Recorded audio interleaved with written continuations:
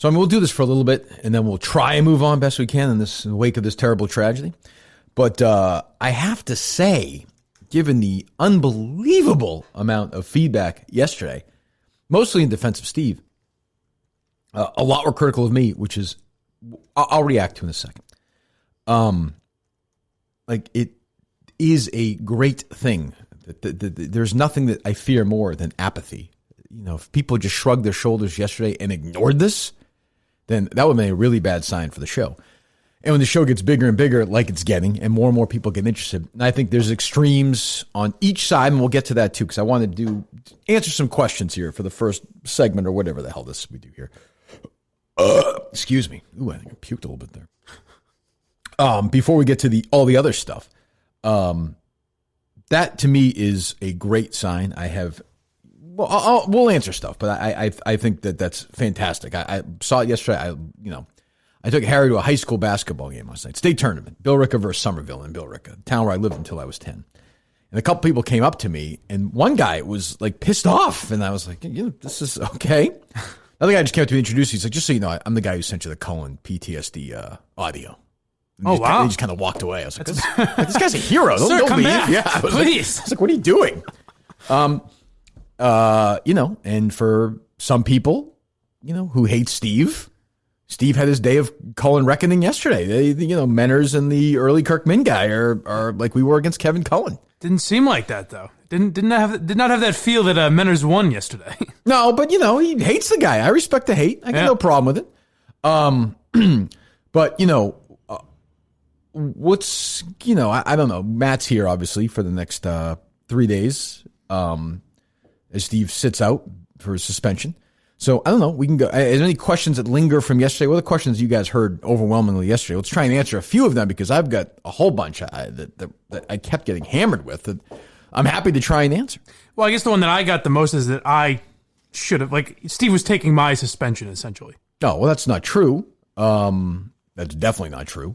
I don't know if not suspending you made his suspension shorter or longer or what. Maybe it did. I got a lot, yeah. Maybe it didn't. But no. I mean, Steve really royally. Let's start at the core. Steve fucked up. And nobody knows that, and nobody feels worse about that than Steve. Right. This idea that people say Steve should have been suspended is ludicrous beyond belief. And by the way, they're welcome to think that. I have no... They're wrong, but I have no issue with that whatsoever. They want to not listen to the show while that happens. I find that strange. I don't find that believable, but if they're not going to listen for the next couple of days, don't listen. You want to leave 1-star reviews on iTunes? Leave 1-star. Go ahead.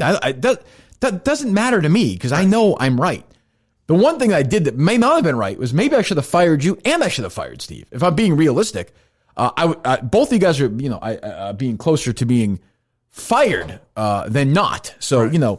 Steve, we've gone over your thing a million times. Steve's is still fresh. What Steve did is really, really, really wrong.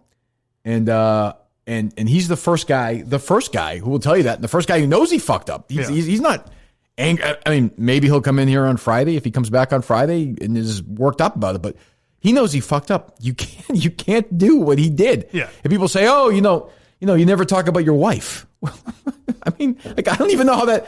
I'm happy to have that discussion as much as people want to have the discussion. She doesn't want to be part of the show. That's what I always assumed. Steve's on the show. Yeah. And if we did that, and I went to Steve after the show and said, hey, take that out, which has never happened about that particular thing, we'd do it. If Steve came to me after that show and said, hey, I wanted this thing taken out with my parents, I would have said, okay. But that's not what happened. That's one of the examples I saw yesterday, which is fine. People can they think it gets a rise out of me. It doesn't. Well, people bring that up to me, or they ask me, and I said, I just assumed it's an I brought up Alba's name, which is maybe shame on me or whatever. She likes the show. But now I wouldn't have, that's why I don't want her on the show. She doesn't want to be on the show. Because she's on the show. That's kind of the line. But I don't mind saying her name or whatever. Steve's parents, they're on the show, and Steve's brother's really on the show, and I don't even know if Steve has any other siblings. I have no idea.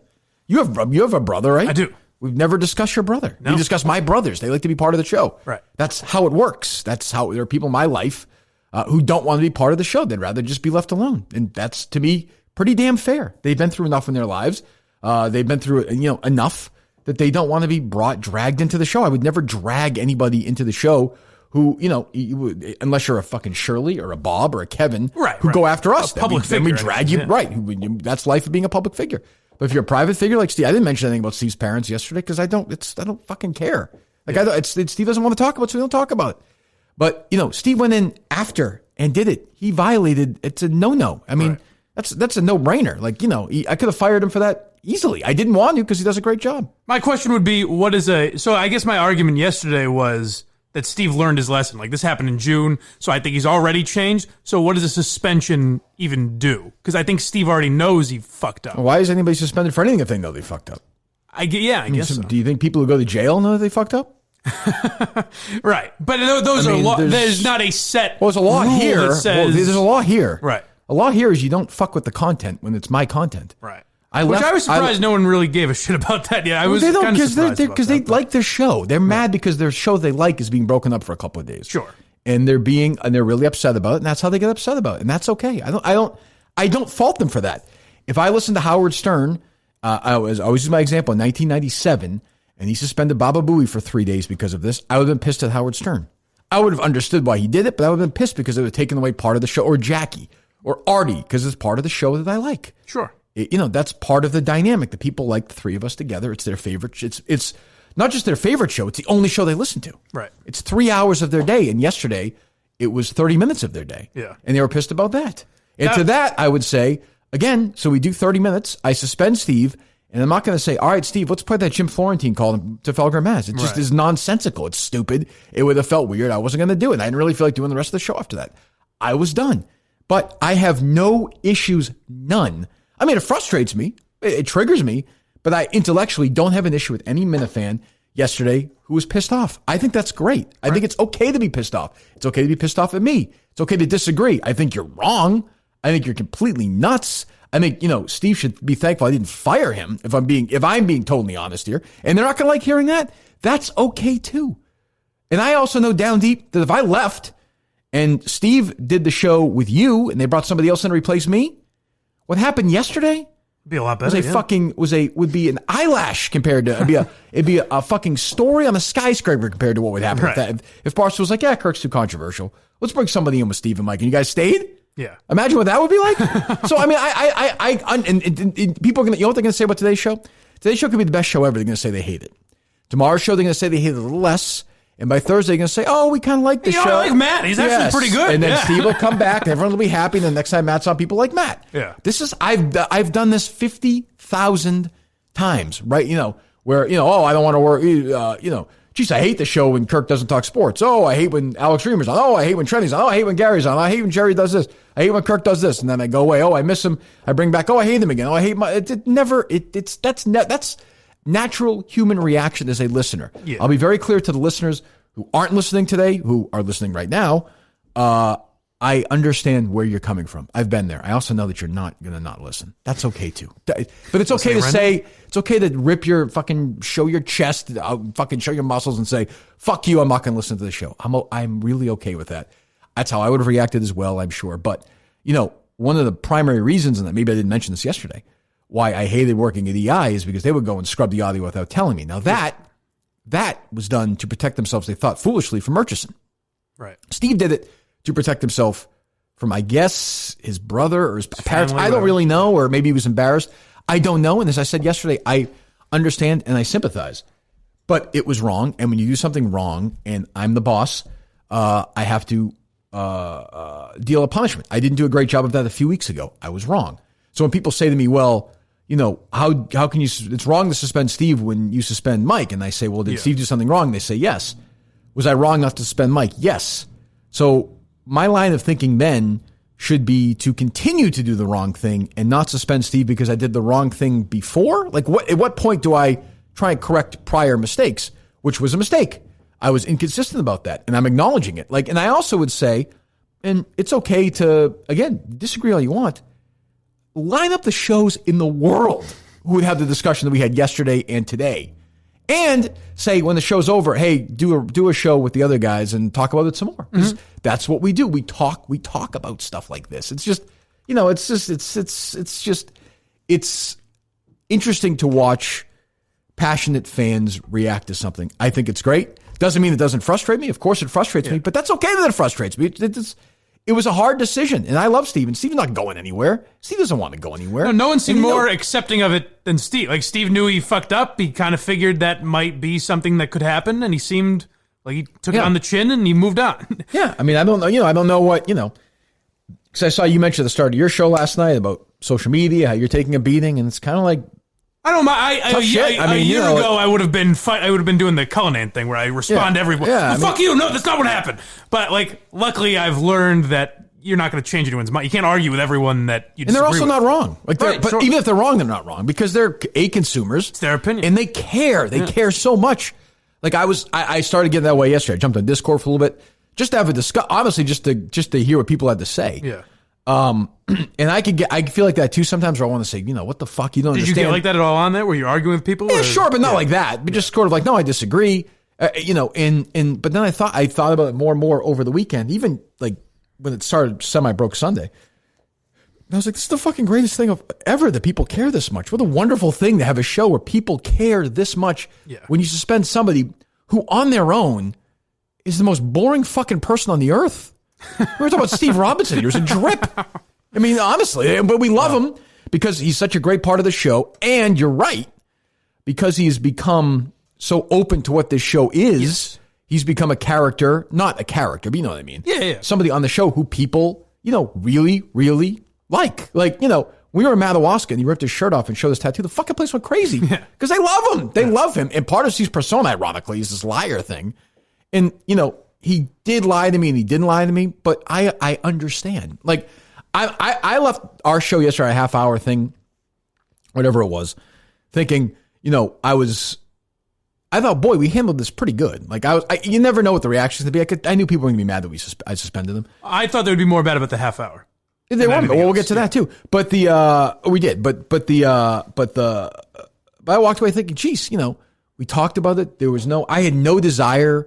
I saw some people say you should do 2.5 hours of calling people. I'm like, this is real. Like, this is not, Well, not only that, but you can't keep doing it. You know what I mean? People said that about my thing too. It's like, if you do it again, then it's less fun. People are expecting it. It's not as fun. We didn't do it as much with you, and it wasn't, and yours was far more real. Like, it was real. Steve's thing with the Red Sox thing wasn't real. Like, I was mad because he's such a dummy, but I wasn't mad. Yeah.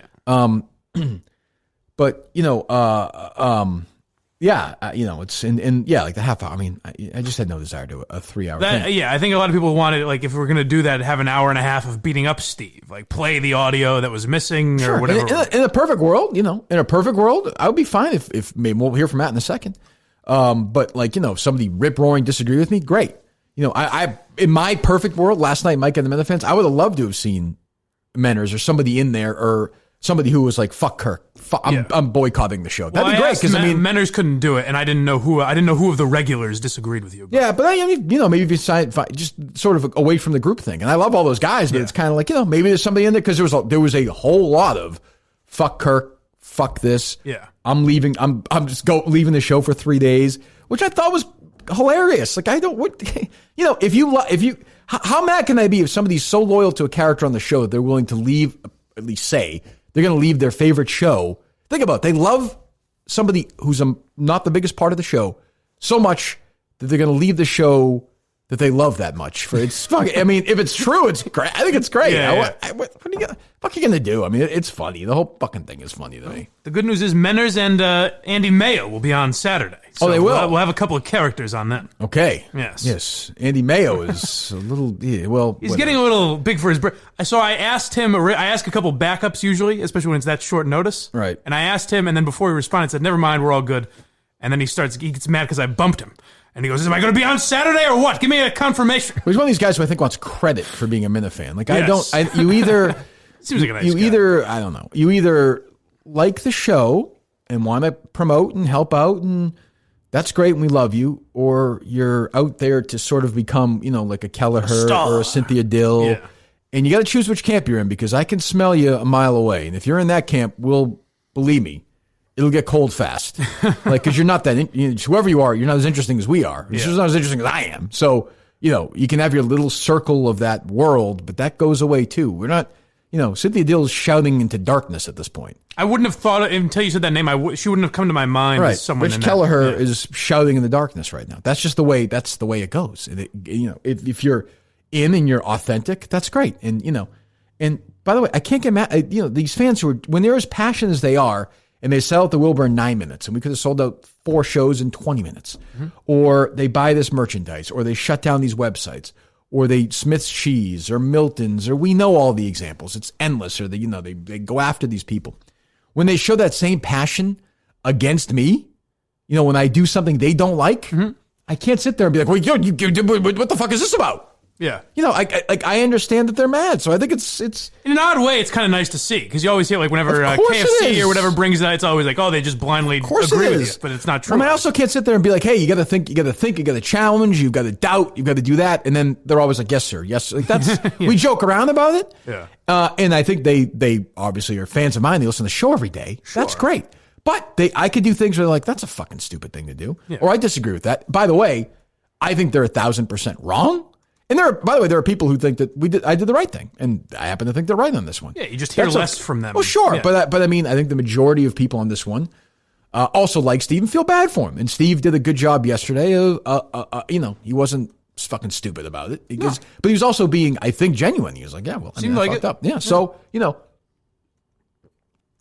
these things happen. Where are you on this? Our fill-in producer in a tough spot. Oof, Matt Kanorado.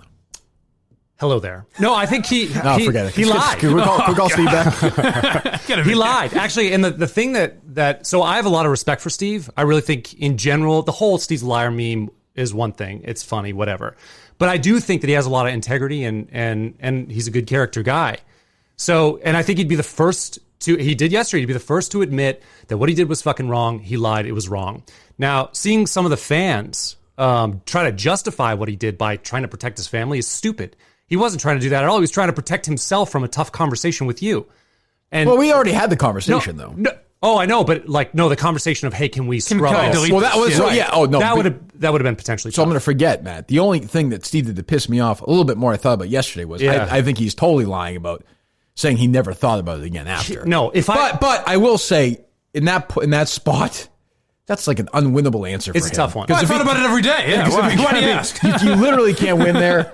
You can't no matter what he says, I'm going to be pissed off, but like that is a lie. He's lying about, but like, what's he, I thought about cutting that lie, but I didn't want to bother you. And the other thing too is if I believe that he's a guy with high integrity, which I do, I have a lot of respect for Steve, as I said, then I also believe he knew what he was doing was wrong. Oh, he knew. Well, he said that. He knew that. Yeah. He knew that. That he knew. Of course. And people are like, well, hey, it's not that big a deal. It's just a show. That's not the point. That's not the. And it's also a bigger deal considering where you came from, and maybe at that time Steve didn't understand that. I don't know. Yeah, I don't know. I guess, but it doesn't. He knew. He knew. Put it this way, he never asked me about it because he knew it was wrong. Yeah, right. That's all. And it's a fuck up, and 2 weeks from now we won't we'll remember it, but it'll be a line on the probably a line on the song today or tomorrow. I don't know. It'll be from what I hear, there are a few. I'm sure there are. But it'll be a joke. It'll be an ongoing joke, but I don't think it's going to ruin Steve's life henceforth. No, and I think it actually it helps him in the Minifan community. They like him now a lot more. So that part of it's good. But yeah, I have no. I think some people expect me to come in here and rip the head off some of these Minifans. I'm not going to do that because they are passionate and on this, when the Minifan does something like send something to like a Kelly Martin, I find that I get pissed off about. This I don't. They're just speaking their mind, and I disagree with them, but that's great that they get to do that. I don't, and no other podcast in the world where this kind of conversation happens. This would have happened completely behind the scenes, almost anywhere else. Sure. By the way, a lot of hosts may not have been upset about it because they don't really care about their content necessarily. But we would have been, like Steve's on vacation for 3 days, or Steve's whatever they said about Chris Curtis, Steve's doing this, or we'll have him back on Friday, and then Steve would come back on Friday, we pretend nothing happened. I have no interest in doing that. To the point where if it means I take the beating, I take the beating publicly. If it means Steve does to you, that's not That's the way we do it. That's just the way it goes. That is the funny thing, though, when you see people saying, I'm boycotting the show. It's like, well, what are you going to do Friday when Steve's back and everything's pretty normal? And well, I mean, I just don't, I maybe if they boycott the show, I mean, if that's, I don't really know what they accomplish by doing that. Yeah. Like, it really doesn't change my life if there's 4 different downloads or 400. That doesn't really matter.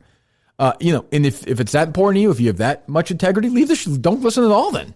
Because the guy who did it, Steve's still going to be here. Yeah, that's kind of my so point. You might as well. Steve's going to come back and be fine. Yeah, you might as well. It's weird that you're leaving. Yeah, I'm still here. I'm the one who did it, so you might as well take off. Yeah. It's like the lady who's in the Lady Minifan who left. Oh well, she was forced out by her husband who came out of retirement yesterday. No, I didn't. What did he came back. Team Robinson called you a dick. What did he say? I think that's all he said. That's all I saw. Anyways. Oh, so you're such a dick to you, or something like that. Oh, is that true? I think so. Someone sent me a screenshot. It could be doctored. Funny. I hope I'm not.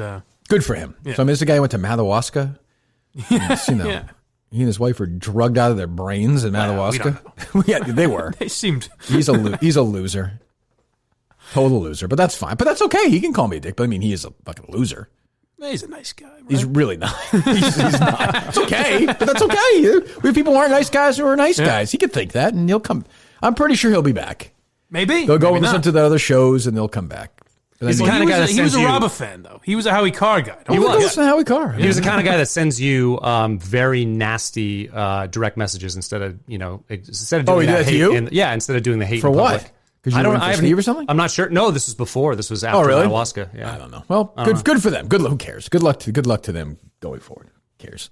Yeah. So I don't know. Are there any other thoughts or questions from either one of you guys? So people said that I didn't defend him enough yesterday. If I had gotten up and walked out when you suspended Steve, would that have changed your opinion at all? It would sure would have. I would have fired you. Yeah, okay. I mean, that's what I didn't. And that's the one thing I didn't get is like I thought I did an okay job trying to defend Steve's point. But with all due respect, I didn't care if you defended him or not. Like that was my mind was made up. Like this was not. I don't know how heavily you weigh my opinions. None on this one. I'm nothing. But I was, I knew that this was not. I almost feel like it's almost like if you're in business or not in business. Like this is not, and I understand people think this is a silly show and all that, and I get that, and people have fun with it. But it's the same as stealing. That's stealing. Right. So, and then you're lying to your boss and covering like that's. So at some point, just because I wasn't great at handing out punishment in the past doesn't mean I'm going to stop handing out punishment in the present or the future. So that's how it goes. Every day is different, and you learn. And I've not been in charge of a business before. And I'm in charge of this little business. So I'm learning, But yeah, I mean, if you had walked out, I mean, I would have been like, well, I'll see you later. Keep walking. But I mean, I guess you could have. Or people wanted me to offer to take the suspension for it, which I don't know what. It doesn't make any sense. Yeah. But if you had done that, people for 2 days on Twitter would have been like, wow, you're awesome. Like, that's really brave. And then. Right. Like, and then I wouldn't be on the show. Right. And you wouldn't have a job, which is, you could do that. And Matt could walk out now. Maybe there's some massive walkout plan in 10 minutes I don't know about. We'll find out. You caught us. And then I'll find somebody else and do it. And then Steve will come back on Friday. It would be an annoyance today, though. You'd have to figure out how to upload the show. That's true. Yeah. Yes. And then Steve will come back Friday and Steve will be like, boy, those guys are dumb, huh? And I'll say, yeah. What do we got, Steve? What's going on? You any songs? See, we had a Wilbur meeting on Tuesday. Steve, I did it for you. Remember? I did. But that again is rooted. It's like I'm kidding around about that Robinson fan guy. I'm sure he's a nice guy. But they're it's rooted in fan anger. That is all good. That all means they care. If they didn't care, we wouldn't. Imagine if Steve had been suspended. We got 3 tweets about it yesterday. Right. There are shows where that would happen. Of course. So I mean, I'm thanking even the people who are pissed off at me. Thank you for caring that much. Yeah. And the ones who aren't listening right now, I know you're listening, so I can say thank you as well. But you can pretend you're not listening and you can flex your muscles. On Twitter, I have no problem with that. That's okay. That's okay. I'm proud of you guys for taking your very brave stand of pretending not to listen to a podcast. That takes tremendous courage. And I'm proud of you for that. There should be some sort of holiday or something named after you guys. That's good. Robinson Day. But if you care that much, I'd say if you have Wilbur tickets, give them to other people. They want them. Right. I would guess. I don't know. Yeah. There is something to... It's funny that... I found out yesterday. Steve didn't like those prank calls. So no one's ever heard them before. What do you mean? Those 50 states. Yeah. I was, my brother, so I went and looked. No prank calls in the past. That's weird. No, there's never been a parody song on the show before. Huh. Yeah, it's we. No one's heard them? The only thing Steve likes We had such laughs over The only thing Steve likes is political talk. That's all it's ever been on. If you go back in history, that's all that's on there. It's very strange. So it's a political talk show. It is funny. Weird. It is funny when people say that, like, oh, Steve's controlling the show by pushing all this political talk. I'm like, I think if Kirk didn't want to talk about it, I don't know if we'd be talking about it too much. I don't think we do. There's not that much. We don't do a whole lot of it. There's really not. I mean, we do it. Yeah. We do it when it's fun. Like I was talking to one of my brothers last night. I don't. I think it was Adam. I'm done talking. Like I'm done doing the, Trump's this and mini mic and like I don't. To me, it's just funny to play funny sound and make fun of everyone on both sides. I'm not going to go deep on any specific issue. I don't care about the stock market and policies. While I care about it as a person, I don't find it to be particularly interesting. The railing every day, like we've got it. Elizabeth Warren is this, and Mike Bloomberg is that, and Donald Trump is. I got it. Understand when stuff's funny. Like tomorrow, there's a debate tonight. We'll have some fun with it. That's what you really took away from the fans, is I hear tell that tonight was supposed to be the first Robinson report. It wasn't just with him either, by the way. I know. Yeah, MHB was going to co-host. Oh, I didn't know if you wanted to say that. Yes, MHB was going to come out of retirement. Oh my God! So I'm sure he'll think it's some massive conspiracy against him. I asked him to do the show last night, and he was busy. He was busy. Yeah. Oh, okay. So, that Men's Cell show is on tonight, right? It'll be tonight. Yeah, they were very nervous. My guy Jake, is that his name? What's his name? I forget the host's name. There's some guy on Discord who everyone's like Paul or something. Am I even close here? There's a Phil. Phil, that's what I meant. I'm sorry, Phil. Okay, Phil is on there. Barstool Advisor. Which one's Barstool Advisor? BA on Twitter. That's not the guy who's drunk all the time, right? Wait, is he the guy? No, that's Blind Advocate. The hat and the saxophone guy?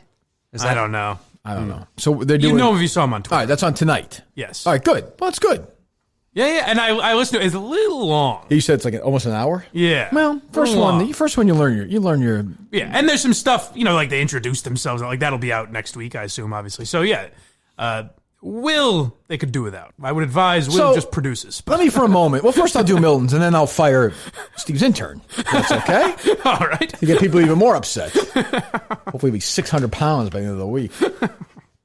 Ketosis. He's in ketosis. Giant fucking idiot shithead who should keep his mouth shut. But first Milton's. All right. And even Bill from Milton's weighed in. A lot of texts from people in the business world as well. Really? Yes. A lot of people agree with me, but there was sort of a consensus of, as from management perspective, I'm not just speaking for Milton's, but for everyone. So we have to deal with Mike now? Well, yes, you did the right thing as management, but we love Steve. That seemed, which is what I think. That's good. That's how we feel. Anyway, we love Milton's. Go to Miltons.com. Check out their warehouse sale page before everything is gone. Go to one of their stores, South Shore Plaza, Braintree, Chestnut Hill Square, Chestnut Hill. Your favorite sportswear brands like Tommy Bahama, Johnny O, Vineyard Vines. You have suits under $100. Sport coats and winter coats starting at just $50. Under $50, I should say. Sweaters under $15. So grab them now. Because even the next few months here are going to be, you get shitty days in March and April for sure. 70% off of fall suits, sport coats, pants, coats, sweaters. End of the season warehouse sale has begun. If you want to shop online, go to Miltons.com. Check out their warehouse sale page before everything is gone. You know who would want you to do that? Who's that? Steve Robinson. Well, if you like Steve, folks, he loves make me. sure you get to Miltons. Do it for Steve today, would you please? Miltons.com for Steve Robinson. Yeah, let Steve, and when you call, let them know you think Steve got screwed over. But you want to help him out because Steve is the guy who put this Milton's deal together. So trust me, Milton's means a lot to Steve Robinson. Use promo code Boycott Kirk. Yes, there you go. Miltons.com online and check out their warehouse sale page before everything is gone.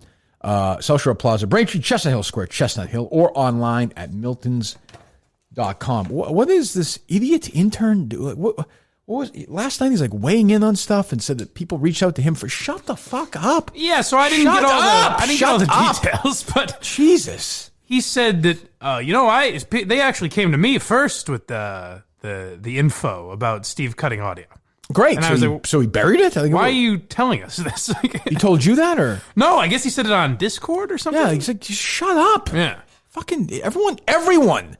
It's fine, but Jesus, everyone, they're fucking wanting to be famous and retiring and coming back and retiring, and I know this and I know that, and there's only one person who matters, guys. That's it. I don't mean to be a dick, but Jesus, I did this, I did that, I did this. I know, I did this. So I talked to him. Why am I getting credit? How come I can't be on mic in the fucking Minifans?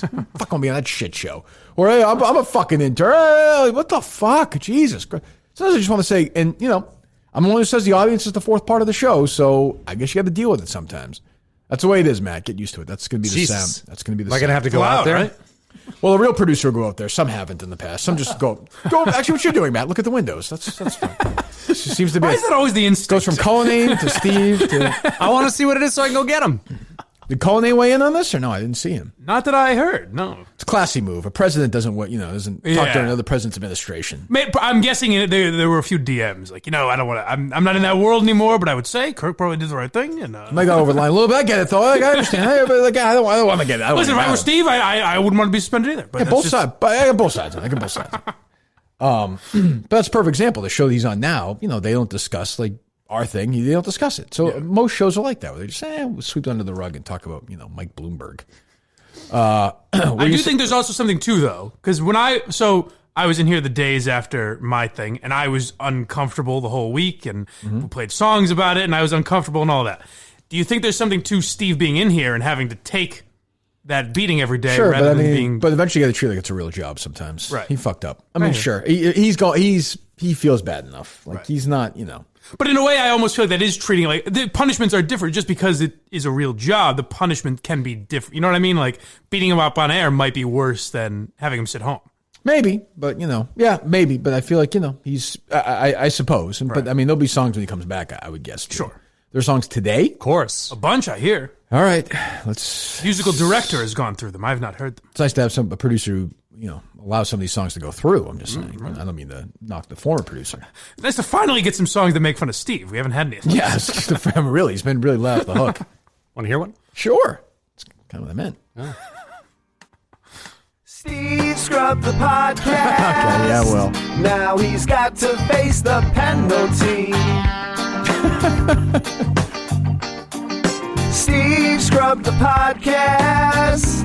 Unlike Mike, he gets no clemency. Manners wants to bring Steve down, so he went looking for that sound. He wants his head in guillotine for his crime of editing, for his podcast meddling.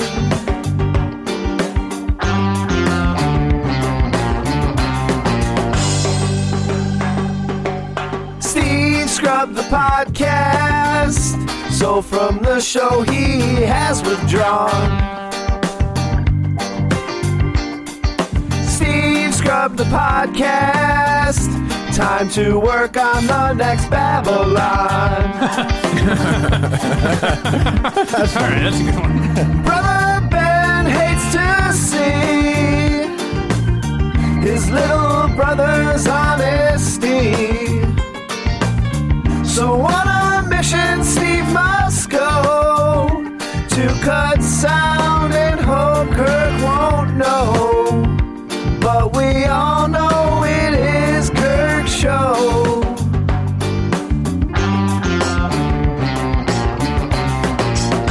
All right. Maybe I'm just not ready to laugh after this tragedy. Well, anyone's funnier than that? I haven't played them yet, but is that the best one? There's a second Steve suspension. I would say it's equally as good. Okay. I tried to explain to KFC, who texted me last night to ask me what was going on, how Steve got caught with this. And I said, well... Menners, of course. I said somewhere across the world in Australia. Menners, who I would say has 30 days left to live, probably. That's what a lot of people wondered is. I don't think Steve's gonna let this one. There's no some free time on his hands. No, I mean, Steve's what is the sleuth gonna do? Well, Steve wouldn't do it now. Oh, you don't think he may so? do it like 3 years from now or something. But he's going to get poisoned to death or disappear. Like that is I mean, yeah. Now I have no problem with Menners going. Menners hates Steve. Well, I gotta say, it wasn't Menners. Well, it was the early. But Menners asked the early Kirkman guy about the sound. Okay. Yeah. So Menners was digging. So they worked together. And Menners had a statement on social media yesterday. He told me he's got a lot to answer to this weekend. So I don't have a problem with that. But that being said, I also like this show. Unlike other shows, when we talk about revenge, we get it. Steve should get some revenge on Menners on this one. He Oh, better. of course. I mean, he Yeah, better. yeah. And Steve, I remember we did that story a couple months ago with the person who debated Steve, and that person was found dead. I mean, there's this Menners is going to die. Menners is going to die. Early Kirk Min's going to die. They're all going to be found dead. So I said to KFC, I said, well, there's a guy in Australia who hates Steve, and he reached out to a guy whose parody account is finding early stuff I did, and he found some sound from 5 minutes. I relayed the whole thing out, and he was like, I don't even understand. He just didn't respond. He's like, He's like, never mind. how did this happen? I said, well, this is how it works, Yeah. It was a good day for Menners. It was and it wasn't. He hates Steve, and I mean, now I will say enjoy it because people are really gonna turn on him now. So yeah, that's the one thing I don't like is I like him coming on and shitting on Steve. I think it's funny, but then when it turns like he's legitimately trying to get Steve fired, I don't really love that. But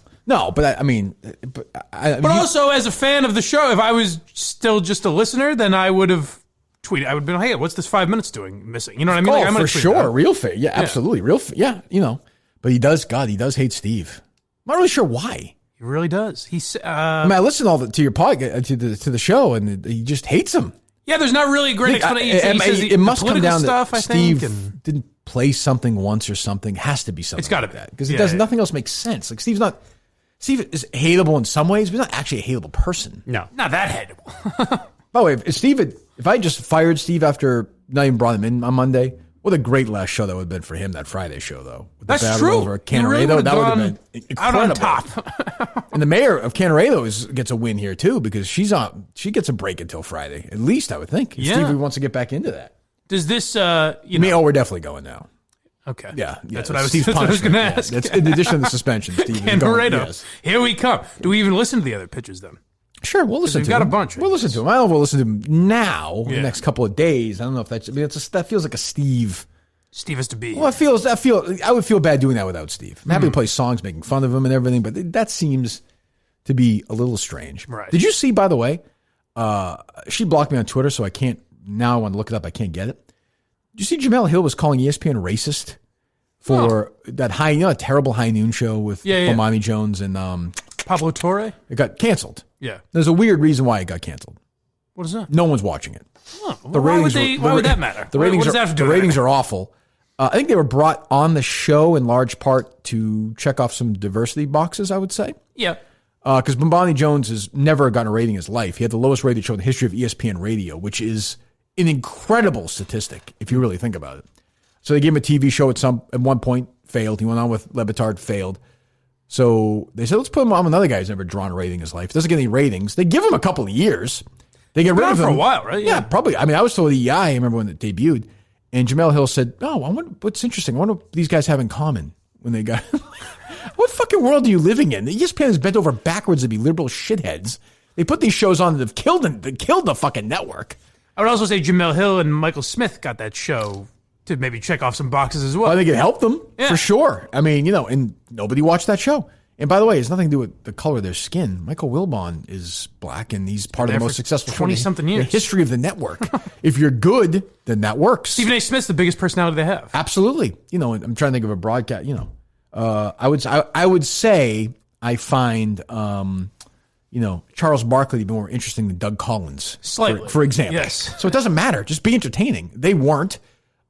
People stopped watching them. But to call ESPN racist, just throwing that like a whole network. Well, it doesn't matter anymore. It just that word doesn't matter. No, I guess not. It literally had that was always the thing. Like, oh, you're gonna make it not matter. Now, when I hear racist, I assume, well, what is this person overreacting to? Right. So it just doesn't fucking mean anything. And I mean, Bomani Jones has had 50 chances.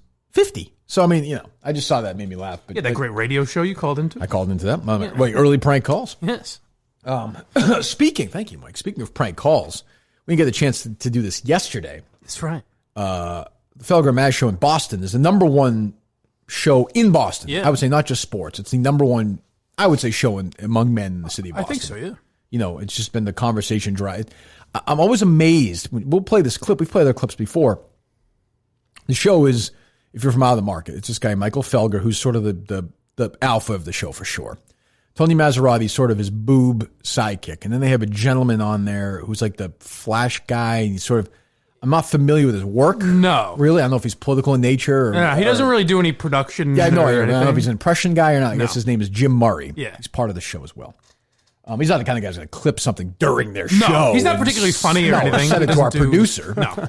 No. So somebody called up. So I mean, all these sports talk shows in Boston now. I don't listen much. I talked to Mutt the other day, yesterday. And he said all I talk about is Brady. Well, not all he talks about. He gets a few calls about other subjects. But Oh, do we have that as well? Yeah. Oh, good. But I mean, they, he's like, I'm just going to do Brady till he. And if you're just a sports talk show host who just cares about staying employed, like I actually don't really have a problem with that. Yeah. Like there's a certain base. It's crazy to me that will tune in every day just to hear, the newest bullshit news about Tom Brady, which is total. Like nobody knows a fucking thing. No one.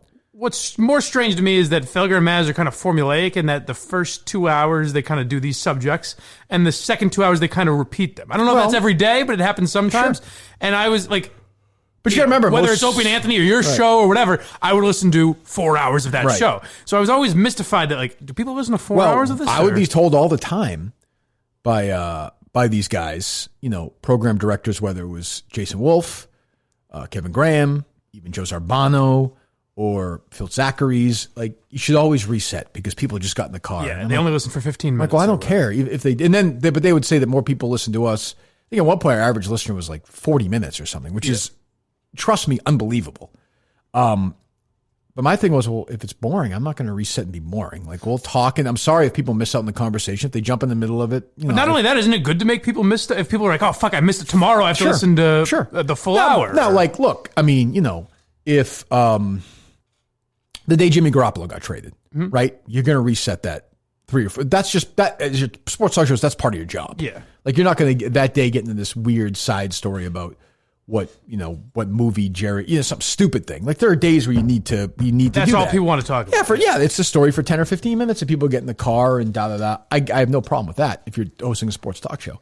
But to do this Brady thing, day like 3,000, where literally nobody knows a fucking thing, I would be so bored. And I do think when you do it long enough, and Mike Felger and Tony, you've done it much longer than I have even. Like you just get numb to the callers. I think like you don't even care because you're so bored. You just want to get the show over with. So when somebody calls in like this, you don't have a fucking clue what's going on. Thank God, by the way. Jim in New Jersey on Brady. Go ahead, Jim. So Zolak said Brady to the Giants. Really? I like that one. Yeah. Look, be acting like a little bitch. Brady is great. If you took a compilation of all his stats, he'd have 2 Hall of Fame careers. Like, we get it. And even at 42, Mike, he's still very salubrious. But that's my favorite. He's not going to the Giants probably for the same reason he won't end up back with the Pats. Neither team is a quarterback away from winning the Super Bowl. Are you a Giants fan, Jim? Hold on. Before we get to poor Mike. Right there where he said neither team, he wanted to take the Florentine pause, but he knew he couldn't. That's the prank. He can't. I've been on the other side of that button. As a prank caller. You cannot do that. I've been on the other side of that button. Once he give you that pause, you don't want to talk to these people anyway. Right. You feel like you have to, which also is kind of weird.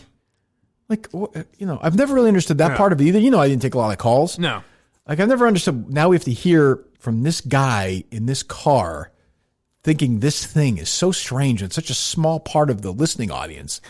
But the minute the guy paused like that, bam, you cut him off. That guy did an excellent job. What's great is, like, this guy sounds ridiculous. Salubrious. Forget his voice. Salubrious and compile. I would have been like, I have to give myself this much credit. I would have said, don't you mean compilation? Compilation. Why do you say it like that? Well, I did the few times I did live radio, like at night. I forget if I was with Christian Arcand or Patrick Gilroy, the overnight guys for EI. And there was a caller who sounded drunk or like he was a little slow or something. There was something odd about him. And they were like, this is a regular caller. And I, like, as he's talking, I just kept saying, like, does he always sound like this? And Gilroy's kind of like waving me off, like, to stop. And I was like, Yeah, What? they Do you guys yeah. talk to this guy every night? Like he talks like this every night? Are you drunk? Yeah, some guys just don't. Some hosts just don't. They just want to get through the show And take then, their calls. but then the next day, Bradford was like, "Yeah, don't talk over the callers like that. That's bad." I was That's like, how "Oh, you- really? I thought it was funny." That's how you keep your job. That's how Yeah. you do mediocre radio forever. Yeah. I talked to somebody on that show after the. I heard the Florentine sound that Felger has. I won't say who it was, and I was like, "Do you tell Felger afterwards?" And he's like, "Nah." He's like, "He wouldn't even understand." Or was he more like, "No, I don't understand." Maybe it why." wasn't him. Maybe it was somebody in the production. Maybe. Maybe it was somebody in the booth. Maybe it was somebody in management. But honestly, it's funnier that Felger doesn't know. I don't want Felger to be in on the joke. It's funnier that way. That's one of the best prank calls ever was when it might have been Matt from Providence or someone That was a said, great call. "Hey, what do you think about Harlan Ackerson?" And he Right. goes, "I don't know, Maz. What do you think about this guy?" That's right. That was a great call. I don't know if anybody listening. I think that was scrubbed, but Yeah, no one ever heard it. But for us, it was fun. For us reacting, it was funny. It's odd there was that was strange.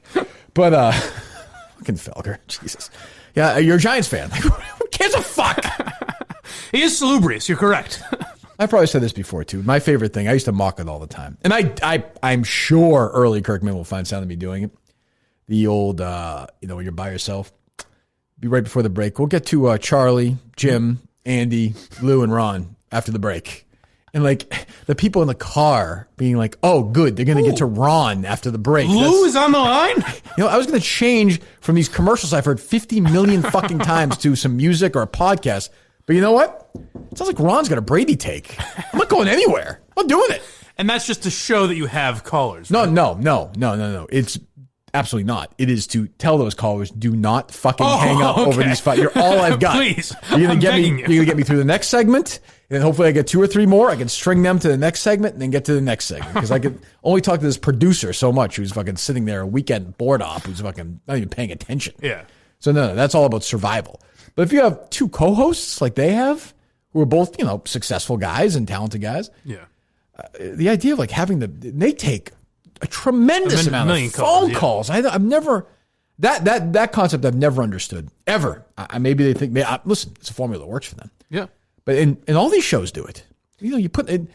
I don't get. I just don't. And it's all sort of groupthinkish. I don't know. The only example I use all the time with Felger and Matt, I don't honestly don't mind a sports talk show. I can listen. No, it's to fine if you the, like the it. Fan or whatever once in a while. But the weird thing for me, and the example I always use is the day after Trump was elected, they just talked sports, Right? And it's like, who But you know what, though? fuck wants to hear But that? That takes tremendous today? discipline. Honestly, Yeah. like it's almost admirable in a way because they don't break. Yeah. They're like, you know what? Those other guys will do it. We'll have our audience. They're not leaving.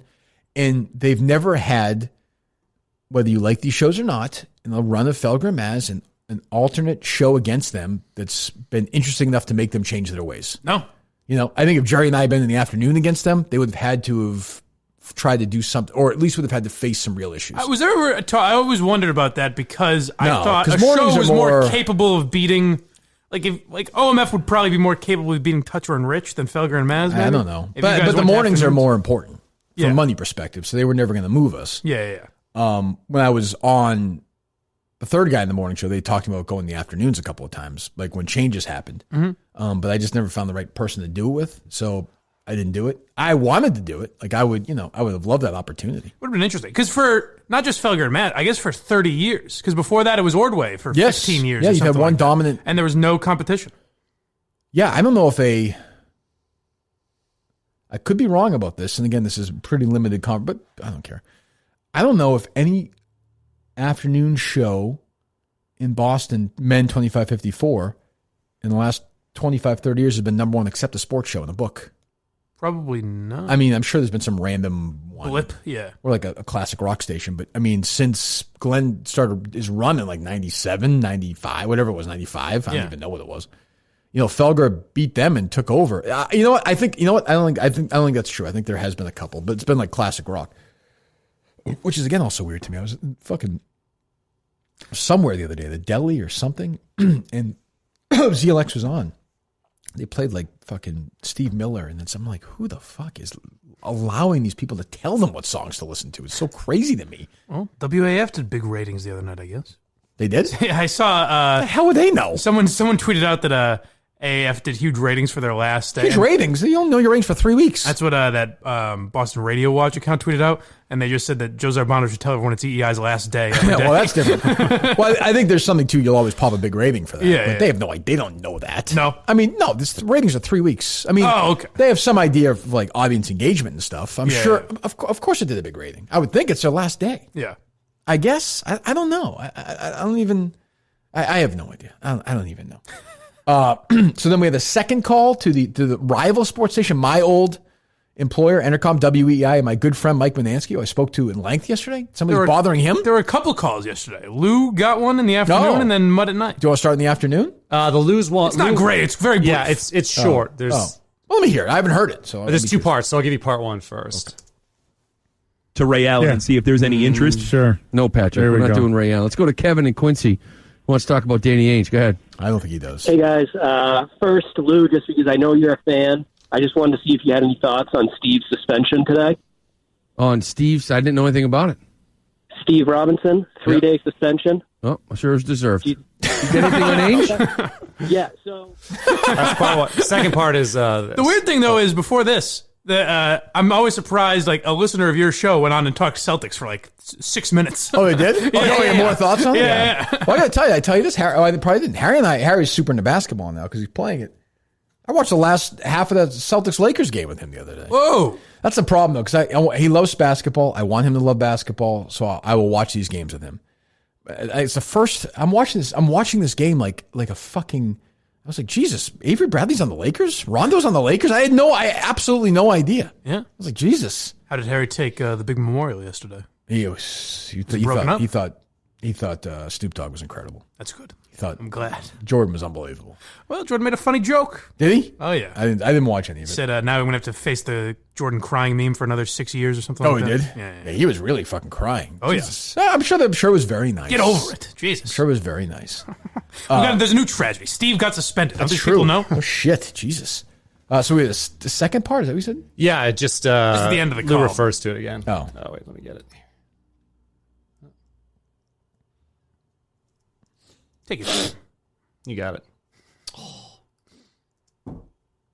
extended past their rookie contracts to get you those contracts you can move. Well, Kevin, I think it was a sign and trade, wasn't it, Rozier? That's how you got Kemba in the first place?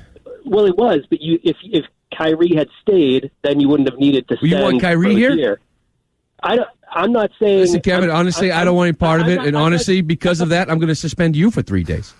You and Steve both gone. Dunsky, 3 days. I'll get more into that information. I'll find out why he was just off the air, but that's okay. Done. It's true. Who's Will interested? He will, by the way. No, he'll check. Jeez, all that talk, sign and trade. I don't miss that. It's a little much. Who got signed and trade? What are they talking about? It sounded like they were talking about Kyrie Irving. He's gone, though. It was for Kemba they were talking about. Oh, okay. Yeah. But Kemba did not play on Sunday. No, he did not. My old partner would not have liked Kemba on the sideline, not wearing a suit and tie. The jacket, the T-shirt. Oh, not, these kids. Not classy. These kids. Not classy. Jesus. Not Does anyone do that anymore when they're hurt? I don't see anyone wearing suit and ties on the It's not right. anymore. It's not right. You know, it's a different Bill Wall generation. broke his foot. He had a nice tie on. Well, that's what you did back then. And then they called Mutt. Yeah. Yeah. This poor loser. How you doing? I'm good, Pat. How are you, man? Doing great. Good. I agree with your take on Smart. He needs to get rid of that ball earlier. He needs to pass that What a take. to Tatum right away. But I want to talk about Gordon Hayward. Sure. So I think that, every fan, we've all been sort of... Hold on. Do you think... I know this guy... Literally, I think we're coming up, by the way, on the 10-year anniversary of Mutt and I starting to do weekend shows together. Mm-hmm. I always wonder what he is thinking. Is he always... Because he's a nervous guy. Mm-hmm. He does not want the Minifans to not like him. He's semi-obsessed with that. And they love him, by the way. Is he always thinking, could this be the call or no? Is this the time of the night? Is this the day? Is this the... I don't know. That would be my thought. So anything gearing up like this, I would be thinking, is this a Minifan? I guess, but... I imagine but at some point, why would there you be, have to move why on. He's probably not thinking it all the time. Why would there be dreading that? I'd be excited. It'd be good. I don't have to fucking take another call about what Marcus Smart's passed to who? To Jason Tatum? Yes. Did you watch the end of that game, Matt? No. Oh, you didn't? No. You have to be dismissive. He's not sick anymore. He doesn't need sports. That's true. That's right. His breathing is fine. He's healthy. All right, go ahead. Sunday, we all were looking for it, and then we just find out it wasn't. just find that it wasn't there. I mean, I think the only solution here, the only thing to do is to suspend the guy Tuesday, Wednesday, and Thursday, and then just reevaluate on Friday. Well, I don't know if you go that far. I mean, if he didn't delete anything, so I'm not. All right, good boy, man. That's not me. As for Hayward as the player, he gets a lot of crap around here. He gets a lot of crap. Is there more? That's it. You sure you want to hear the rest of that take? I kind of did, actually. Mud had one of the great responses to a prank caller of all time, though. What was that? We kind of forget about. It was the day we were talking about Bob Hart's Abishola, and Steve said, "What do you think about?" Now we'll just do the greatest Steve hits. Right. Steve asked, "What do you think an ad goes for on Bob Hart's Abishola?" And we both guessed, and they were like, "So what is he?" He goes, "Oh, I don't know." And Mike guessed 175,000 on air that night. Oh, we did. Yeah. Oh, there you go. That was a great Steve moment. Oh, is that what you? Oh, really? You think that? Yeah. Yeah, it's interesting. Interesting guess. I don't know. Why do you ask? What was good? I saw somebody did their favorite Steve moments yesterday to show me how crazy I was. Yes. And one of the ones was that Portnoy one, but was it October? That very underrated. Yeah. What's October looking like? In August, mind. Portnoy was on in August. And was it having him on again or something? We said Portnoy goes, "When are you guys coming to New York?" Oh, right. And we said, "I don't know." And Steve goes, "How's October look for you, Dave?" And Dave goes, "I don't know, the entire month? How the fuck would I know? I'm a busy guy, Steve." I miss him. Don't we already? He'll be back one day, though. Maybe. Well, Matt's been good. Thank you. Well, Matt's a tough. What's Matt going to do? Produce the show. That's all I can Matt do. jump up and down and be, I know. Tell you us find about yourself in a tough spot, Matt? Not at all. Oh, you don't? No, I don't give a shit. No, I don't give a shit if people have give me hate on Twitter or whatever. If you call me, I'm going to prioritize your call and come and produce the show if you ask me to. It's a good boy. Yeah, I reached out to Matt on Sunday. I didn't tell him why. Matt didn't know a thing. I mean, he may have put something together, but Jesus, it doesn't take a fucking rocket scientist to figure out what was going on. No, and Matt's put together a lot of rocket science facilities. He wants to work near a rocket science place. No, but I wasn't going to put you in that position. No, I know. I was like, I may need you for a couple of days, and he dumped on Steve a little bit. And I said, hey, this is not the time or place for that. That's not true at all. He said, it's fine. Someone asked that on Mike and the Minifans, and I didn't really know how to answer. They said, Kirk said he told Matt. Was it a? I didn't tell him. Did Steve know beforehand that he was getting suspended? Well, I didn't tell Matt that he was going to be in. Right. I said, hey, there's a chance you might be in. I didn't know till after the show yesterday. Yeah. Okay. No, I didn't, because I didn't know. I was even, running yesterday morning. I was pretty much made up my mind. I was like, I have to do this. It sucks. I don't like doing it. Yeah. But I have to do it. So give me the second song. It'll make me feel better. It's a nice sound in the background. Blind guy singing. Steve got a suspension. Yeah. For cutting audio. A pretty harsh punishment for something 8 whole months ago. Kirk had to suspend him to run a tight ship, I believe. But I've got a proposal. Suspend Mike instead of Steve. There we go. When you delete things and Kirk doesn't know, you will suffer a suspension from the show. Okay. I like the premise. Does it get better or is that better? That's about second verse or no? That's the second verse. You want it? No, why not? Yeah. We could have talked some Shirley or even Kanorado.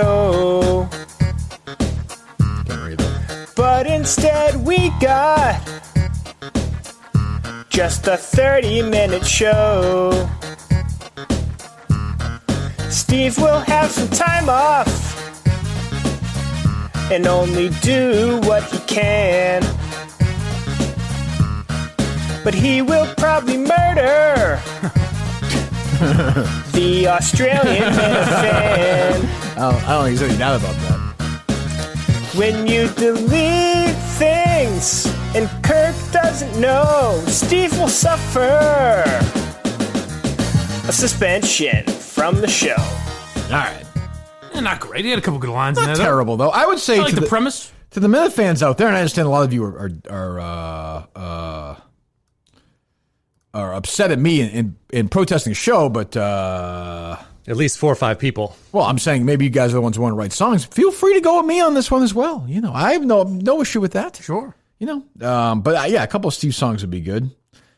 Got plenty of songs. You have Even more? a Steve's a Liar guy, Coronado tune. We got a Matt Carano tune too. Got a lot of stuff today.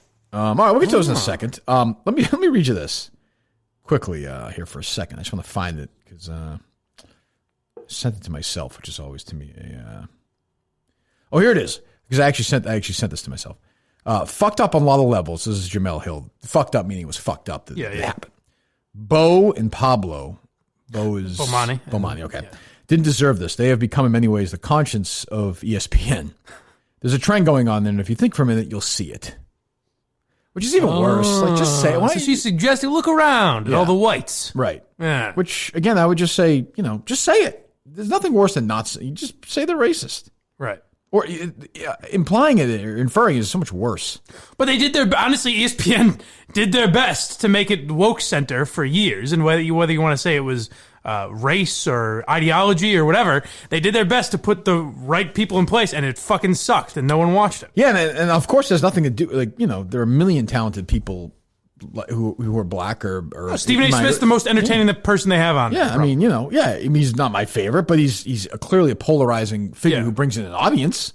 But they pick the ones who are, just governed by ideology too, and it got in the way. It just got in the way. Yeah, like as much as Jamel Hill and Bomani Jones's ratings sucked, so do Mike Greenberg's. They should get rid of Mike Greenberg as well. Of course they should. Yeah. And that's a different, maybe that I could say, if I were them, I'd say, why is Mike Greenberg so bad? Unless the ratings are good. I don't know. Yeah, I don't know. But that was weird. I know our friends at part of my take did this. That was really weird. The Trey Wingo. Did you see this? Trey Wingo tweeted out a picture of a bear in his backyard, but it was actually a picture from like 4 years ago that was like on social media. Not only did I see it, people said this is proof Steve was right. About what? Remember? That's right. He said in Miami that bear attacks are rampant. That's right. But like he picked how weird is that? It's fucking bizarre. What you do is you grab a shovel and you fight him off. Yeah, but the bear wasn't in his house though. Oh, where was it? No, the Trey Wingo thing. He said there was a bear in his backyard, but it was an old stock picture from somebody else from like 3 or 4 years ago. Oh, I just assumed it was at his house. No. Did you see that? I didn't. Oh, I did see the tweet, but I didn't. I didn't look into it. It's not real. Yeah, I saw the tweet. Oh, it wasn't real? No. Oh, Jesus Christ. How weird is that? Well, what is he doing then? He's trying to be like interesting, I guess. I always wonder where that comes up. Like, did someone send him that picture? Did he find a picture and say, I'm going to tweet this out? Like, with shit like that, I always wonder, where does the lie begin? What makes him tweet that? I don't know, but it leads me to this. We're coming up on the two-year anniversary, and I think I did the 1 year anniversary a year ago on my old solo show podcast. I'll do the 2 year anniversary in April. Maybe one of the days I'm not here, we may do a whole thing. I think people would want to hear a Cullen 2 year anniversary retrospective. Yes. With maybe a bit of new news if I can get some. I was going to say, he wrote something new the other day, didn't he? He did. He's always writing something. But I think there are a lot of people who have heard the name and don't know the whole story. Right. So I think it's worth a discussion at some point. Sure. But Kevin Cullen, this is not even about making stuff up. This is just like an old, listen to this old unfunny column. In this discontented winter, Bernie Sanders isn't too left, he's too old. So he gets into whatever. Bernie's turning 79 next September. And then he gets into the whole thing. He's not too left, he's not too old. If that makes me ageist, I plead guilty. Let's think about what his team would be like, he says, if he's the president, because he's old. Ready about his cabinet he's going to put together. Vice President Larry David, he writes. Oh, that's cute. Secretary of State Betty White. In 98, Betty's not a golden girl anymore so much as a platinum one. Everybody loves Betty, even dictators. She brings peace everywhere. Surgeon General, Dr. Ruth. Attorney General Charles Freed, Harvard Law professor. He's still sharp at 84. He could walk into cabinet meetings, wave at Bernie and say, how's it going, kid? Okay. I mean, he's old. You get it? But you understand he's old. This is like a joke. This is the most offensive thing he's ever written. First appointee to the Supreme Court? Yes. Who do you got? Judge Judy. Judge Judy. Boom. Oh, fuck. I should have known. The old comedy rule of 5. You hit him with 5 examples. You know what she is at 77? You know who right she is? Young. Spring chicken. Yes. Yes. He's so He's creative. good with the humor. She wouldn't be averse to shouting over at Justice Thomas during oral arguments. Hey, Clarence, are you going to ask a question or just sit there? I mean, it's a real. Forget that old USA chant. Instead, it'll be Colonies. AARP. AARP. Yes. AARP. I got it. Is that this is like a column? Like what? The guy's good. Fuck. It's just unbelievable. He's a humorist. That's what Kevin Cullen would be referred to. It's not like a comedian. It's slightly different. They're talking about handing him nuclear codes. You know what instead they should be doing? Oh, let's see. I don't know. I don't have this one. Car keys. Take his car keys away. That's the laziest column I've ever read in my life. Should we fire for this? Take my wife, please. It's unbelievable. He can walk into cabinet meetings, wave at Bernie, and say, "How's it going, kid?" Jesus Christ. Now, Bernie Sanders is so old. Is that unbelievable? Someone just sent me this yesterday. When was this written? Today. It might be a different one that you got. Oh, no. Someone sent me Bernie Sanders old jokes yesterday. Maybe he's done 2 of them. Colin? Yeah. Oh, maybe it came out yesterday afternoon or something. Yeah. But I mean, is that unbelievable? Well, it's good. At least he's sticking to facts. You can't get him on lies here. I guess. Yeah. It's a credible story. Maybe he is considering these people. I guess. I mean, I'm so old. I don't buy. I don't buy green bananas anymore. What do you buy? That's what I'm saying. See, that's what I mean. All right. Right. That's what I'm saying. That's how old I am. Yes. You know how old that guy was? He drove his horse to the White House. As Andy Rooney once said, I've learned that life is like a roll of toilet paper. The closer it gets to the end, the faster it goes. Yeah. And eventually it always smells like shit. Look at some of these old lines. I don't really understand this. Jesus. Did you see what the Burn Dog said? The new thing that's coming out? No, what's that? Oh, about which one? Some weird essay he wrote. That's an old story. I've seen that before. About really? Rape fantasies or something? Yeah. That's very strange. I assume if the Trumpsters said it would be a big deal. Well, hold on for a second. As Bob Hope once said, you know you're getting old when the candles cost more than the cake. So now he's just quoting No, I'm doing it other now. people's old jokes. I'm doing it now. Oh, okay. George Burns once said, he's so old that when he orders a 3-minute egg, they ask for the money up front. Oh, you like that one, Matt? Yeah, well, that's a good one. Oh, jeez. Matt respects a good joke. That's pretty good. That Found is pretty in good. highlights for children. Yes. George Burns, when I was a boy, the Dead Sea was only sick. See? Steve would have liked that. These are for Steve. I'm so old they've canceled my blood type. His social security number is 1. That's right. George Burns said, people ask me what I'd most... Well, call somebody up and see if they understand this humor. People might not answer your calls today. That's true, and I respect that. Say, who the fuck is this? I respect that. This better not be Minahan. I respect that. Trying to think of more old jokes now. Let me see this. We got any numbers here? Yep. Matt? All right. Let's see if any of you guys can get this one right, including our guest. We'll have a caller guest. Are you building a telephone? I don't know. He says, I don't know. Are you nervous today? No. He goes, I don't know. I don't know. Hi, you reached Eric Jonas. Oh, fuck you, Derek Screw Jonas. that guy. I think it was Eric Jonas. Eric Jonas, whatever. Not my favorite Jonas brother, I'll tell you that. You're damn right. I don't know they are, but you know. Horatio was one of them. Oh, boy. What? Yeah, Horatio Jonas. Okay. Is that a joke or? Yeah. Okay, I don't get it. What's about that humor back there? Just trying to fill in the right way. You know, is Steve funny? Now I say yes. Maybe it's the ultimate debate. Hello? Hey, who's this? This is Adam. Adam. Hold on for a second. You're going to participate in something here for a minute. You ready to go? I am ready. You're not protesting the show, are you? Is Steve not here? I am not. I'm a little sad, but I'm over it. Okay. Well, I appreciate that. I respect it. You're not going to feel great about what we're doing now. Oh, so. please. This is a great Buckle bit. up. This is a great bit. Here's a George Burns joke, okay? I'm going to let you, Mike, and Matt, who was just named the permanent... Steve quit, by the way. Matt was named the permanent producer, so just get ready for that today, just to, when you're listening, okay? But we're doing this instead. Okay, we're doing this instead. People ask me what I most appreciate getting for my 87th birthday. I tell them what? I start first with Mike Geary. A coffin. Okay. Younger. Okay. Adam? How about a blowjob? Close. A little blue. A paternity suit. Oh. Yeah, there you go. There you go. Thank you, Adam. Thank you. We're going to be doing this all day, so enjoy the show today. Excellent, thanks. But I mean, like, why? Adam may actually not listen. I think we lost one. Steve's gone. My point is, that's no worse than what Cullen wrote in the Globe today. No. Like, that is what he wrote. That's what he wrote. He just went to an old joke book and found old I celebrities. think it took him to write that column 5 minutes. It's fucking incredible. Jesus Christ. What else we got, Matt? There are more songs, pitches, Mike and the Minifans, whole bunch of stuff. Oh, yeah. What jumped out from Mike and the Minifans? Anything from your end, Matt? I thought Matt's take was good. Thought DE's take was good. There you go. That's what I got. Now that they're friends, he just calls him DE. DE? Yeah. DEC. Drunk You didn't hear era? me to see?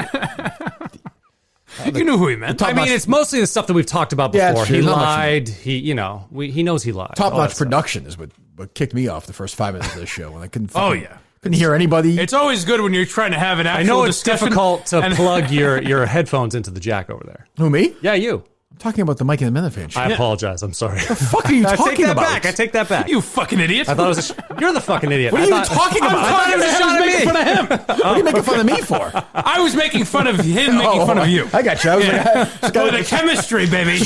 We are firing on all cylinders. Steve, get back here. Jesus. I'm sorry. Mike and the Minifan was a disaster for the first 5 minutes. Yeah. One of the hosts, one of the guests wasn't even on the show ever. No. The other one, Tim from Canton, starts. You can't hear a thing. People are yapping. I don't know what the fuck was going on. Yeah, it's always good when you try to have a real discussion and there's hello. No, I said, do you think Steve? No. Does Steve did he learn a lesson today? Yeah. No. There's a lot of that going on. Oh, you can't hear Steve from Providence. Oh, I can. Why can I hear him and you can't? What happened? I don't know. Oh, is that a Justin issue or is that No, I think it's honestly just the streaming service that we use. Okay. I think once you get 4 or 5 people on, it kind of shits the bed. Yeah. Well, Tim's headphones didn't work, and once he popped those out, he was able to talk, and it was fine. I don't know what was going on. Was it Steve from Providence that had the issue? Steve from Providence always has issues on there. So. He's on his phone, though. Is he taking a break from work or something when he does this? Not last night, but last time he joined me, he takes an hour break from work. And then towards the end of the if we start going a little long, he's like, Mike, I love you, but I gotta go. I've seen that before. He just leaves. It's like any other big time show. Yeah, exactly. People do that on CNN now, all Steve, the time. I know you have to get out of here. You people are telling us you have to go. But. Speaking of shows, I mean, obviously the bigger announcement is I'll be on Quantum Week coming up here soon. That's been booked, right? Yeah, you just have to tell me what day works for you. Was that next week? Yep. Okay. You'll get to meet that little cunt lisping co-host. Oh yeah, you were being a little sensitive baby to him on Twitter. Him. No, you were. Yeah, so you bit off more than you could chew. Hold on. Yeah, just earlier in the show, you're like, back in the old days, you're like, going at these people. Yeah, I just chose one man exactly what you did. who I know one thing about. What, he was criticizing you for the Steve thing or something? He was criticizing me that I didn't tweet about it all week. So you're total phony. You were just saying at the beginning of the show a year ago. This is exactly what you did. Yes, no, I said I would have gone after everyone. No, you said a year ago on Twitter going at people. You did that. I know. I can't control myself. But was he even wrong? What was his point?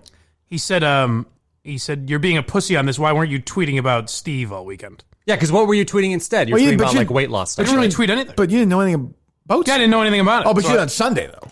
No, not really. No more than anyone else. No, but I'm saying you didn't weigh in on it, though. No, like I did. Should I have? I don't know. You're on the show. I don't know. You should just say, I don't know. I mean, you could have. I didn't know everything yet, so I didn't want to go out and say Steve should be suspended or he shouldn't be, or that would have pissed you off if I said, guys, we're all overreacting. But then you go Steve's a great guy. Just go at this guy. Jesus. Well, I made fun of.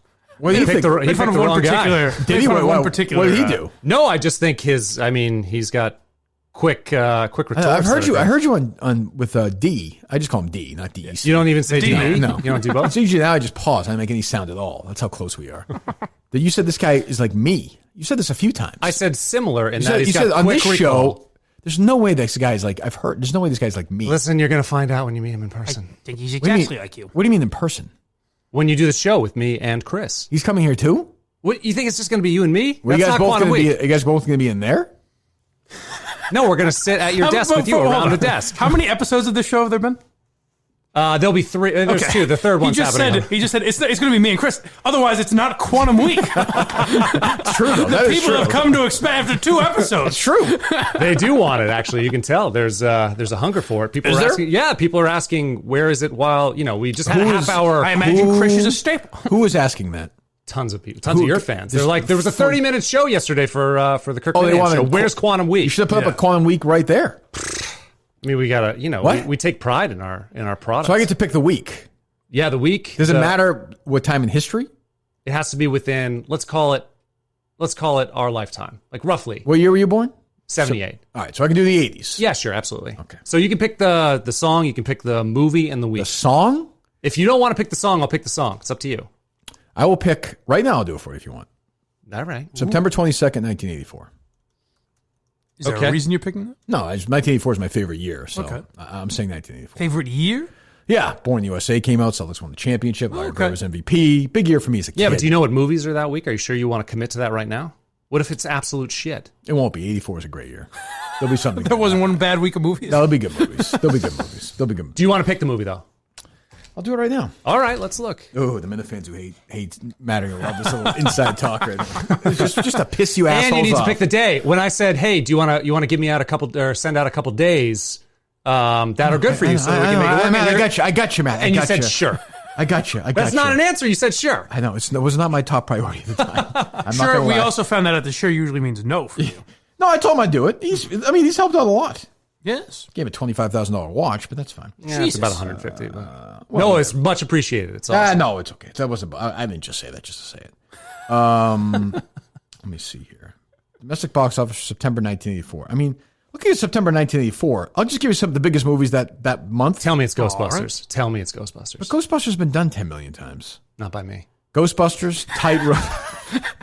Not the Corano way. Ghostbusters, Tightrope, Purple Rain, Karate Kid, Revenge of the Nerds, Gremlins, Indiana Jones, Temple of Doom. Oh, that's so good. See what I'm saying? I mean, you're home. Okay. All right. Well, you pick it. Whatever you want to do, we'll do.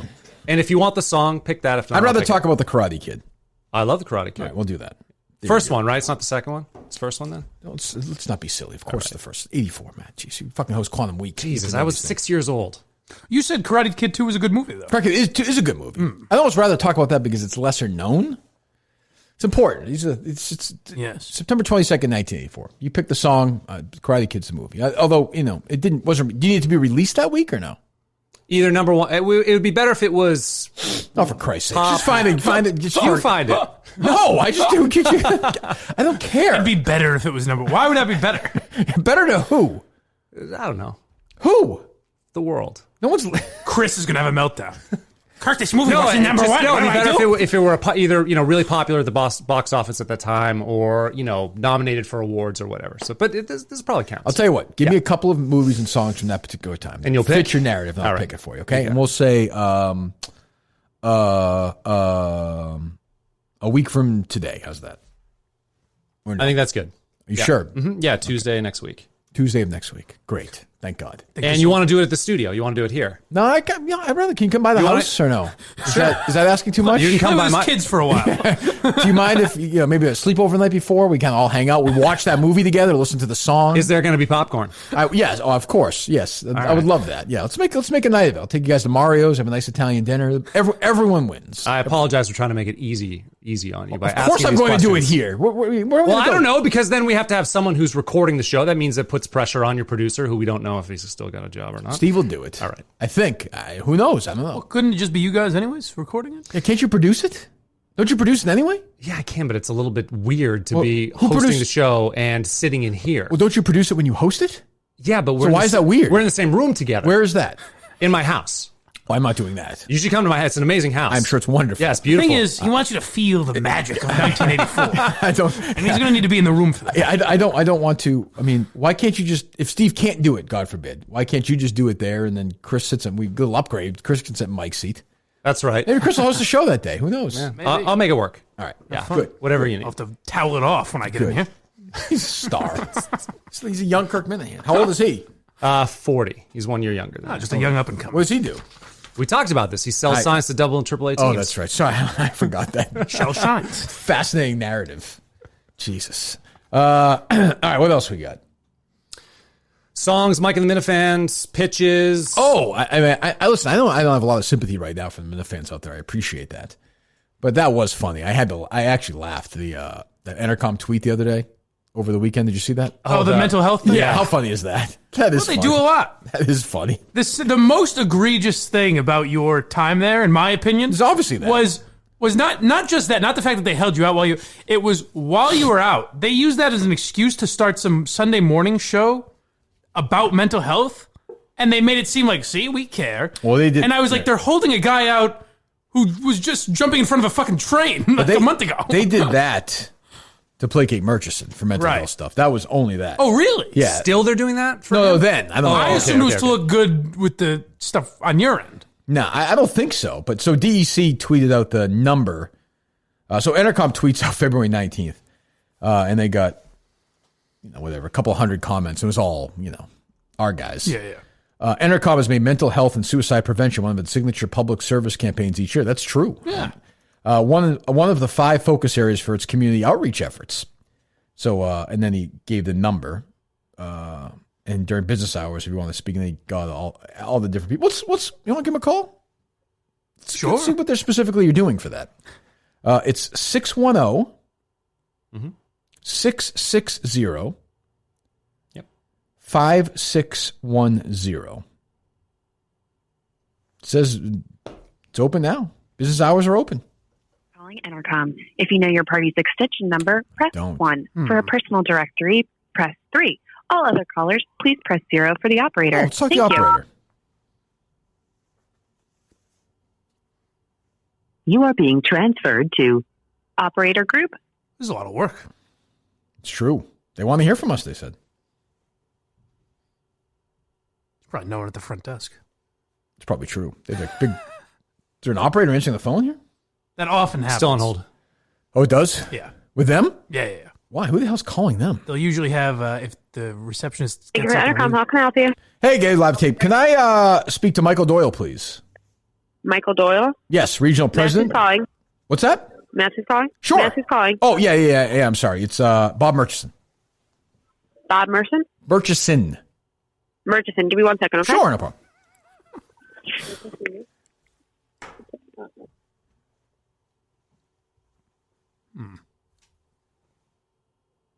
Bobby, how's it going? You're in the office. Why are you calling?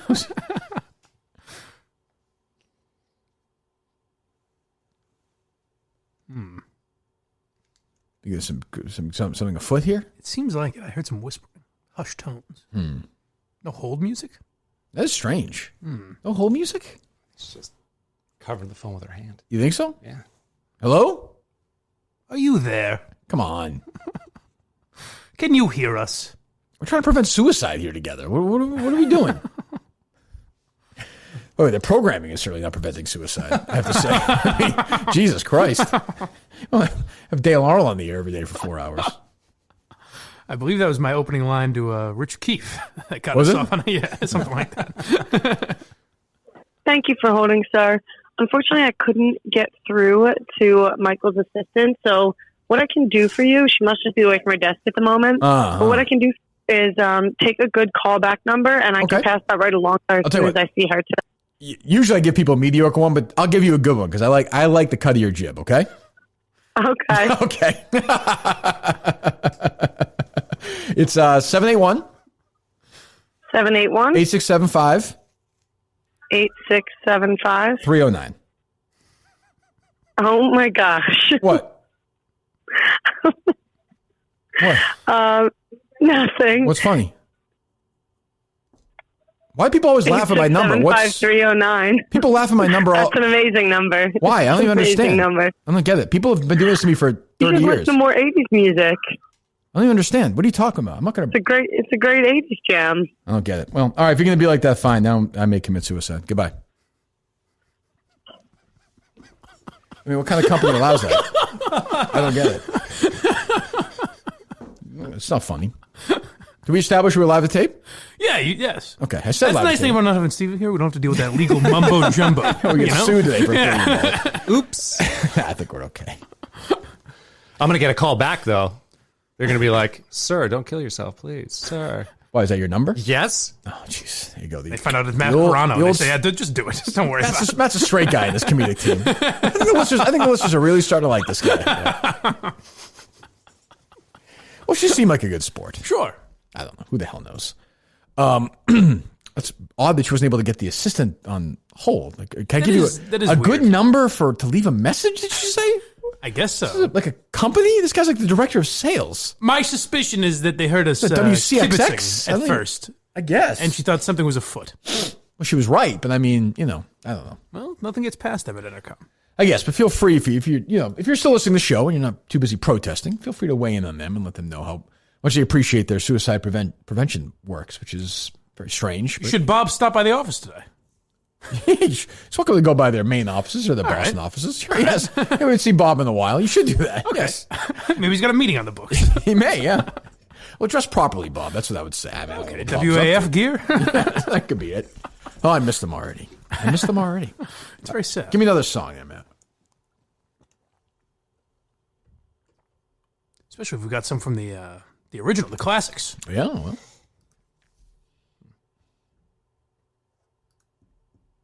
This makes you feel better.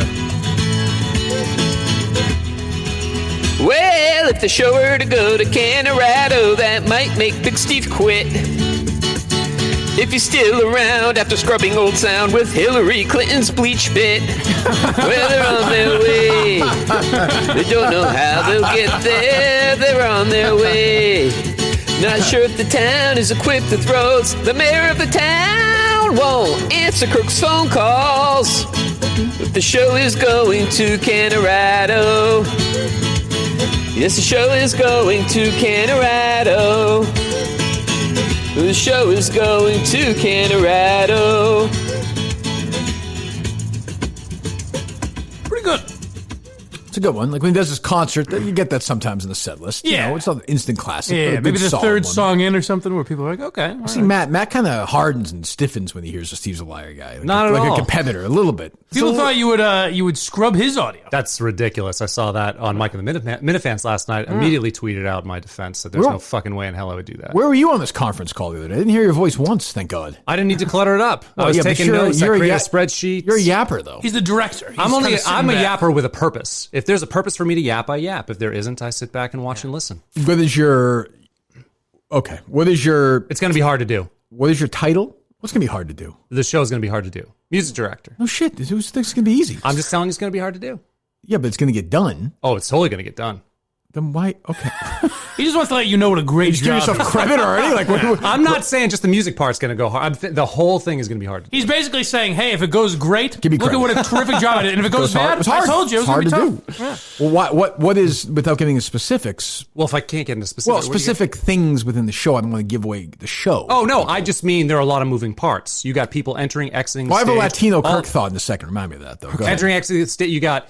you're going to need to like block this out. You're going to need to have a stage plot for where everybody's going to stand. You're going to need to have a script. Correct. All those things are going to have to happen. I know, yes. And AV is going to have to know, people are going to have to light people coming in and out there. This is a big production. I know that. I'm just reaffirming. I'm the dreamer. You're the doer. You and Steve are the doer. You and Steve are my guys. Can't we both be dreamers? You and Steve are my producers, okay? You're right. I look at both of you guys equally on the show now. Just so everyone listening is aware of it, okay? That does remind me. Yes. We really let Steve slide yesterday when he said, I don't want to be a cold fish on this. Well, listen, I mean, the man suffered enough. He doesn't want to be a cold fish. But this will be great. We'll do rehearsals. It's gonna that start. We're doing will be fine. Red 13 rehearsals. We're going to do 3 of them Yep. before the... At least before the live show, yeah. Wow. Where the whole gang's going to get together. Are you going to be there too? Because you said something about maybe performing. I'll be there. Okay, cool. I'll absolutely be there. Of course, yes. Oh, and you need to decide what songs you want us to do. Like I'll do fuck! I didn't even think of that. whatever. Gee, I was just... I mean, before the rehearsal. Shit! Fuck! God damn it. Well, I didn't hear That'd be you great pipe if up on about June that 20th on the we're like, call. hey, Kirk, what are we playing? What'd you say? What'd you I said I didn't hear you pipe up about the songs you want us to play on the Because the I'm not conference there call. yet. All right, well, there yet. before the Way to go. rehearsal, it'd be nice to know. Well, I think that's pretty reasonable, Matt. Thank That's you. still a month away. All right. I mean, I what know do how you- you procrastinate. You do? No. Jesus, go away. Can we get a different producer each day? Yes. Should I be ready to perform musically? Or just am No, I just I know. focusing on my I stand-up? think you're safe musically. Okay, I think all you right. got past music. All right. So Latino Kirk, who I like, Yes. is a very popular Minifan. Yeah. sent me a message the other day saying, "Hey, I don't mean to intrude here, but let me see if I can find it." How many fucking podcast hosts get messages from guys who Kirk pretend to be you in a Latino sense? You with a mustache. He meant it. He was very nice. Mm-hmm. He's a nice guy. Very nice guy. I just wanted to pitch an idea for the show. Since I'm hosting the Life Loser Challenge, wondered if I could present the winner at the Wilbur Show. Is I think what he meant. Oh, well, that wouldn't really. I know, Mike. I thought of a 3 to 5 minute routine. I love Latino Kirk. Yes, which he's doing a great job helping me with that stuff. I'm sure. I have no doubt that he is. Yes. You know how long 5 minutes is for a routine on a show where we are, regimented? Yeah, an eternity. Yeah. Like, let's do the 5 minute Latino Kirk weight challenge winner. It would be funny. I love the guy. Yeah. So I said, we'll figure something out. He was very nice about it. But in at first I was like, I was like 3 to 5 minutes seems a little much, but we'll figure something out. Right. Well, a lot of people don't know what the prize is. Well, no one knows even I don't know what the prize is yet. Well, figure it out. That'll all depend on when they come up with some ideas. I don't know. Yeah. This is, the weight loss challenge I think is I'm not sure it's the greatest content for our show. Right. But I think it's a good YouTube show. Yes. And I think it's a good thing to have the Minifans sort of bond together. Yeah. It's a bonding. I think it's a good idea. I think it's good for social media, too. I'm taking challenges. Absolutely. I have to do a reverse crunch at some point today. That's what I'm saying. That part of it's good. Like the actual show itself, every once in a while. But that's my whole point all along about YouTube. Like that should be its own different thing. And if it's something funny happens, then we bring it on here. Yeah. Because a lot of it is video anyway. So it's sort of, but 5 minutes of a 2-hour show is a lot. A long time. Latino Kirk to present the winner with something. I like his initiative. Oh, so do I. I got no problem with it. Yeah. But I just laughed. I was like, geez, this does not seem connected to reality. I don't know. Yeah, so, what was the other story I wanted to do? Should I forget? No. Sorry about Harvey Weinstein, by the way. Thank you. I appreciate that. Although he's not going to jail for the rest of his life, it doesn't seem. Well, not yet, but then there's the 4. He's got LA as well. In LA now, I think he's going to be in some trouble. Well, he might be. So he wasn't found guilty of the most serious crimes, though. How long is he? I didn't see how long he's doing. They seem to think he's going to do 3 years for this. Yeah. 3 or 4 years, which could be the rest of his life. Although he walked out of court yesterday. He didn't have that walker anymore. Which just seemed odd once the trial was over. Feeling fine now. But he's got to go back to L.A. I forget when that trial is. So he goes and does that. So, yeah. Does he have to physically go? I would think probably, right? Oh, I don't know. Yeah, I mean, they fly. Yeah, he'll be standing trial. But if he's in jail in New York. Yeah, well, they move. They'll fly him out there? Yeah, they move. Prisoners get moved around for different trials like that. Yeah, so. Well, it's a damn shit. It really is. Yeah, he's taking a beating. My guy Louis taking a beating from Pete Davidson. I don't like this. Wait, what was that about? I don't know. It basically seemed like Pete Davidson had a personal run-in. Yeah. Would be my guess, based on the content of what he said. I feel like Pete Davidson maybe should just get out of the business. It feels like it might be too much for him. He's successul, though. Oh, I'm not saying he's not successful, but it just seems like he's got a lot of... He's got a special coming out, and he's got a movie coming out that he's got he's a lot of starring in. issues. That's going to be terrible. I don't know. Bill Burr's in it. Judd Apatow's producing. Oh, wow. Bill Burr's in it? One of the great movie stars of all time. I didn't realize that. Well, it's been a lot of great movies. Judd Apatow is... Hey, he was in Breaking Bad, one of the greatest series of all time. That's true. He was in Breaking Bad. Yes. Yeah. What else we got, Matt? More songs, Mike and the Minifans. So not much else. Pitches. Well, I have like 9 pitches that came in. Oh, really? Yeah. DC sent one, or he D did? as we call him. DE, I call him. He sent one? You can call him whatever you I want. don't think we're there yet. All right. I'm just laughing. I just jumped on social media. Someone said, I just turned on our show. What happened yesterday was a turning point for me. I will not listen anymore. That's a shame. He's out. They're out. Just that one show did it. Yeah, that one thing. Versus the 170 other ones you did. I feel bad. And it's weird. They'll definitely never hear today to hear how you explain yourself. No, there's no... I know what they will get to listen to, though, and I will announce this now. I made this announcement yet. Starting next Thursday is Big Steve and Big Shill, their baseball podcast. Which I think is, Oh, that's right. What the fuck was going on with that? I don't really know. So the other night, I have not interacted with Schilling in years. He used to come on the old show with John and Jerry, and then I was on with those guys, and they'd check in once in a while, and they just blew him for 20 minutes. Yeah. And then he went on with me and Jerry at the beginning. We were having different third people in every once in a while, but he had no stamina for it. He just gave up. Yeah, I remember. He came in with his gun. Yeah. And he was fine. Like, I've never had an issue with him. And then one day on social media, he started going at me, and I went back at him, like, about 38 Studios and all that stuff. And he texted me, he's like, "This is great. I love this." And I was like, "Oh, cool. That's good. Fantastic."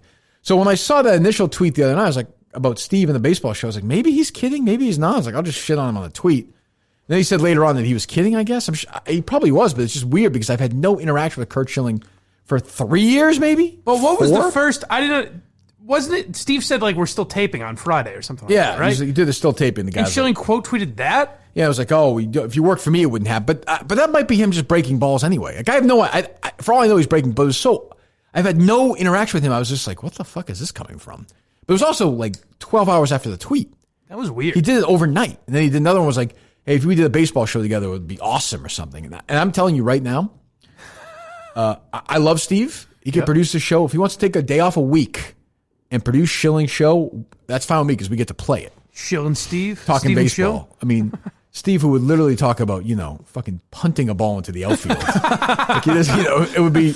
Well, you forget he was the guy that brought down the Astros. He did. He broke the. He was the first one to say get the Astros out of baseball. That's true. And Alex Cora. Yeah. But I saw that. I'm like, is he kidding? Is he not kidding? And then he got, obviously everyone went after him. And somebody said he said the tweet. He's like, oh, I'm just kidding around. Which he might have been. But I was like, boy, this is a weird. It was literally his reaction to Steve's tweet was like 14 hours after Steve's tweet. That I never understand.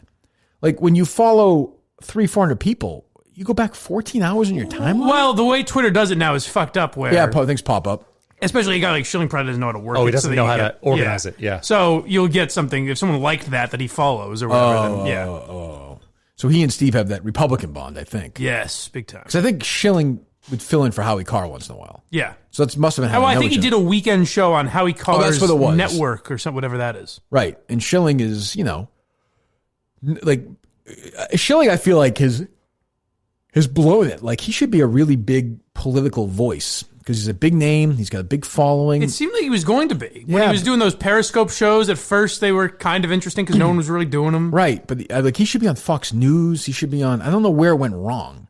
Like, I understand where it went wrong for ESPN. I don't agree with what ESPN did, but I get what happened there. Like, I don't know why he isn't on... like Tucker Carlson once a week or something. Well, maybe he's, and I don't even really mean this as an insult, but maybe he's just lazy in the sense that he doesn't want it, that he doesn't have any interest in doing that stuff. I guess, but yet he's super at least active. Not consistently. He's super active on Twitter.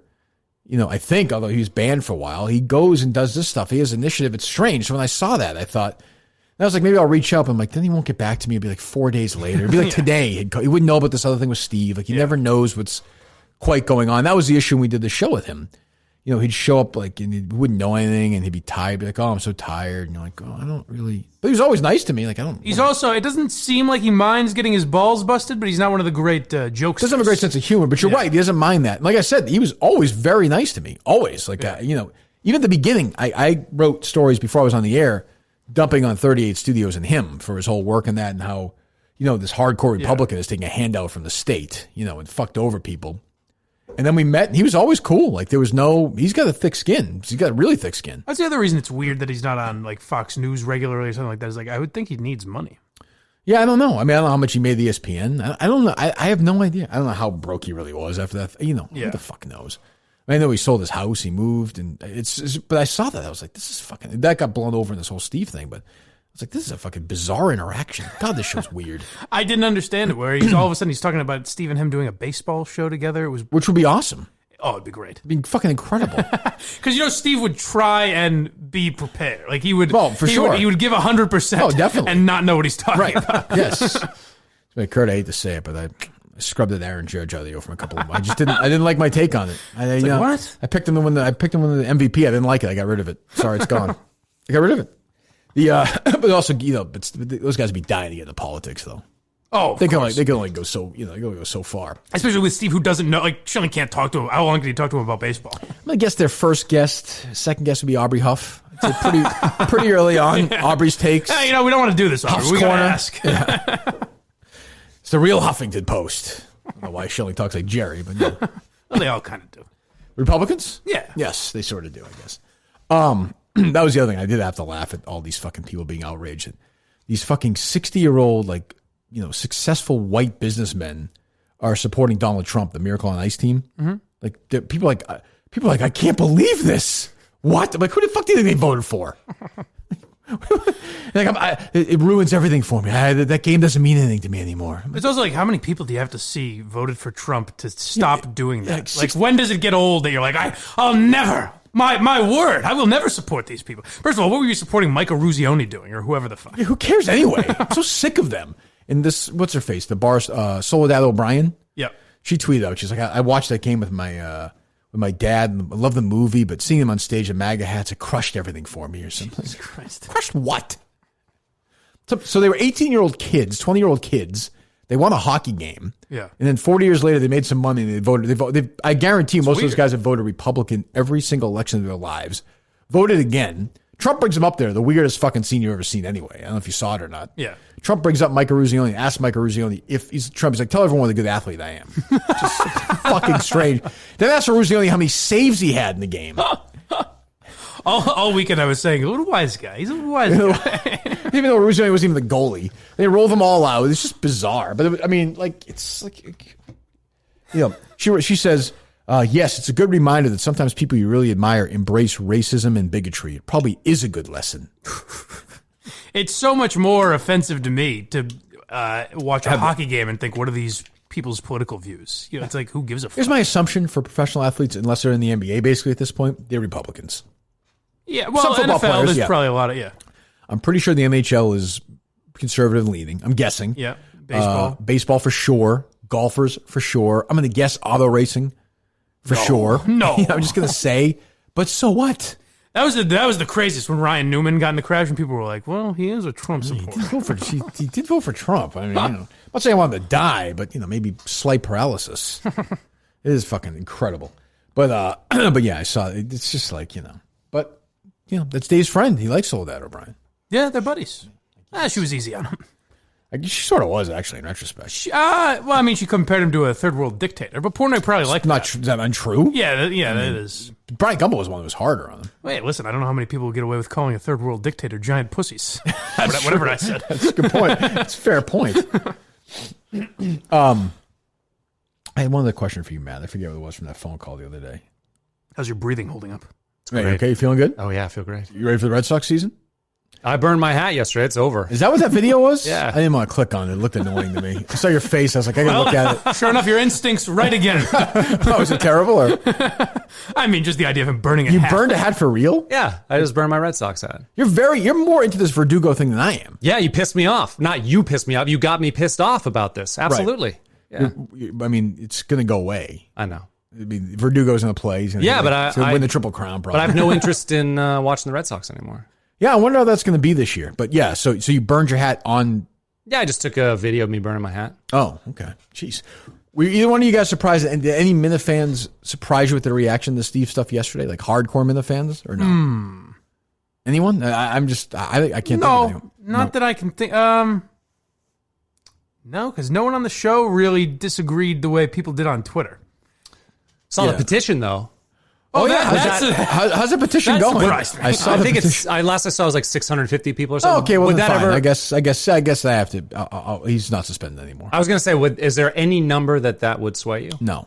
100,000 people. No, of course not. Well, why?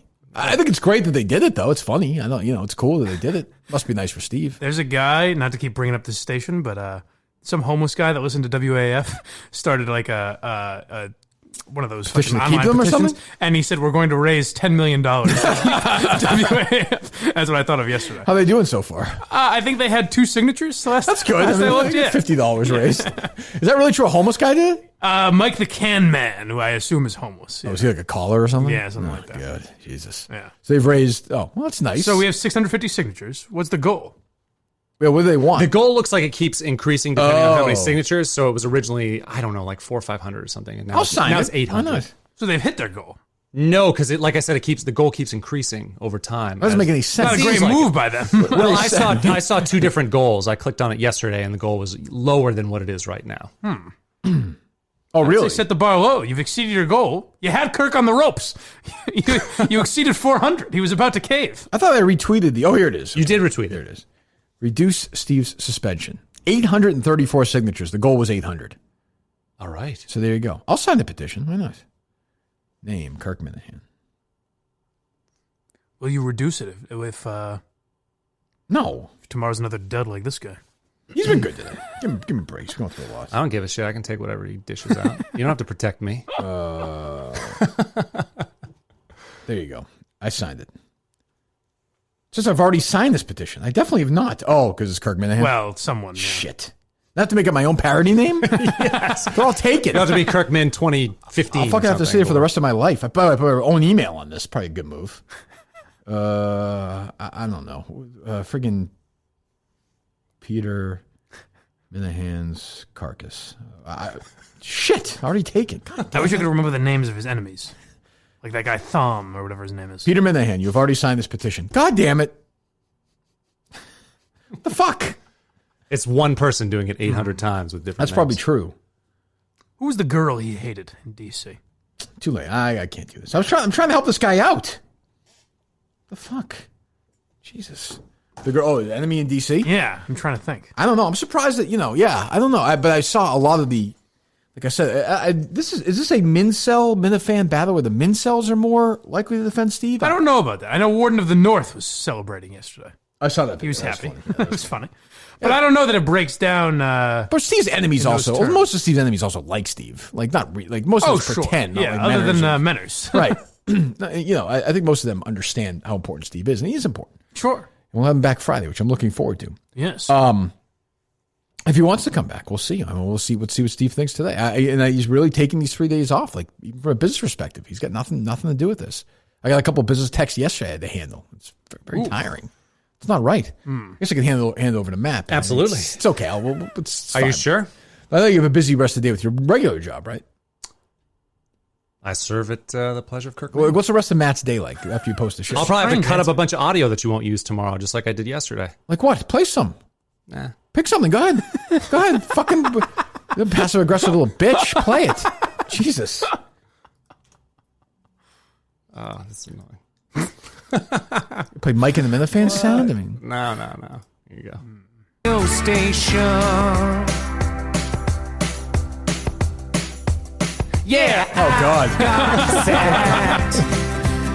Cause I'm a no talent hack. That's true. That's hard to argue that. But I didn't get irate. Cause I got John's estate.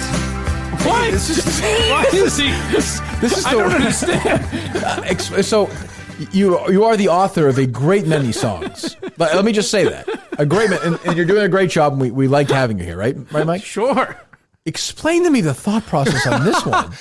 Well, I just wanted to do something more obscure. Who's Chuck Denver? When you called the radio station outside of Kanorado. You said it was a great name, Chuck Denver. Chuck Denver.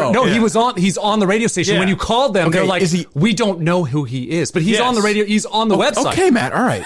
But he's not actually John Denver's brother, correct? No. So you extrapolate, correct? Is that correct? So you extrapolate that into a singer who's been dead for 25 years. Yes. Who most people don't know who that is who listen to the show, I don't think. John Denver? I don't think so. He has so many #1 hits. And people know who it is. I like John Denver. Don't get me wrong. All right. I'm a John Denver guy. But like you then took Why it, are they you think it was brothers? too far? Well, it just doesn't like the conceit. Mike, you made the joke. You made the joke that his brother's famous. You made the joke of John Denver. Did I say you that? did? Yes. Let's go back to the two tape. fucking hacks married together in art. It's like a fucking. I fucking listened to the show. I don't dumbest remember version of Lennon McCartney I've ever seen in my life. Ebony and Ivory. Then.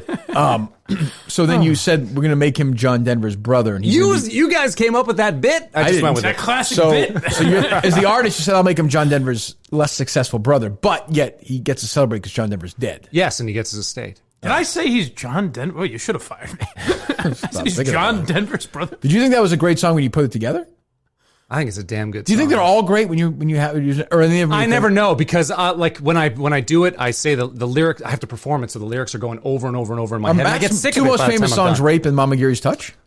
Yeah, definitely. Right or no? Yeah, I mean that's the one that you guys have played. The ones you've played the most. Yeah, I don't think they're my. "Rape" is probably my best, but But what? No, what were you going to say? But I mean, MHB is a Pussy is a great song. Oh, that's a good one. Daddy DEC is a great song. I don't know that one. Yes, you do. We played it for DC one year. Oh, that one. That is a good sings song. out of that That's a thing, good yeah. song. Right. That is a good song. Yes. And it's all, I love Meth and Pot's always going to be. That's a good one, too. We know, Matt. We know. You love that You song. asked. I know. Matt loves bringing up that. That's his little cult favorite. I want you to like it. I like the song. What do you want me to say? That's when he says, I'm going to play this one's for me and the boys up here. The hardcore fans out here. Everyone goes tonight. to the bathroom. Actually, I think someone's covering it this week. Maybe Doc Ellis. Someone's there you covering go. it. Oh, yeah, not Neil Young? Someone's covering it this weekend? Someone who's good is covering it this week. I don't think it's that big of a list of people who could potentially be covering Bieber's actually doing it.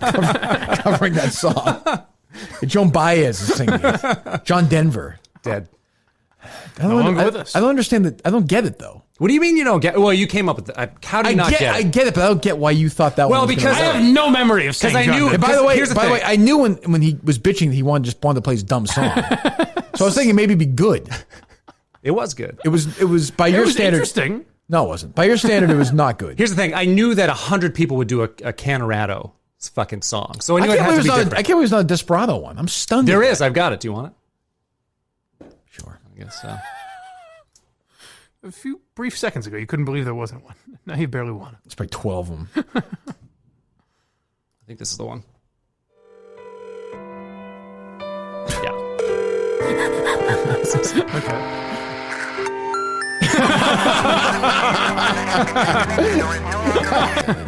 It started off very funny. Very funny start. Yeah.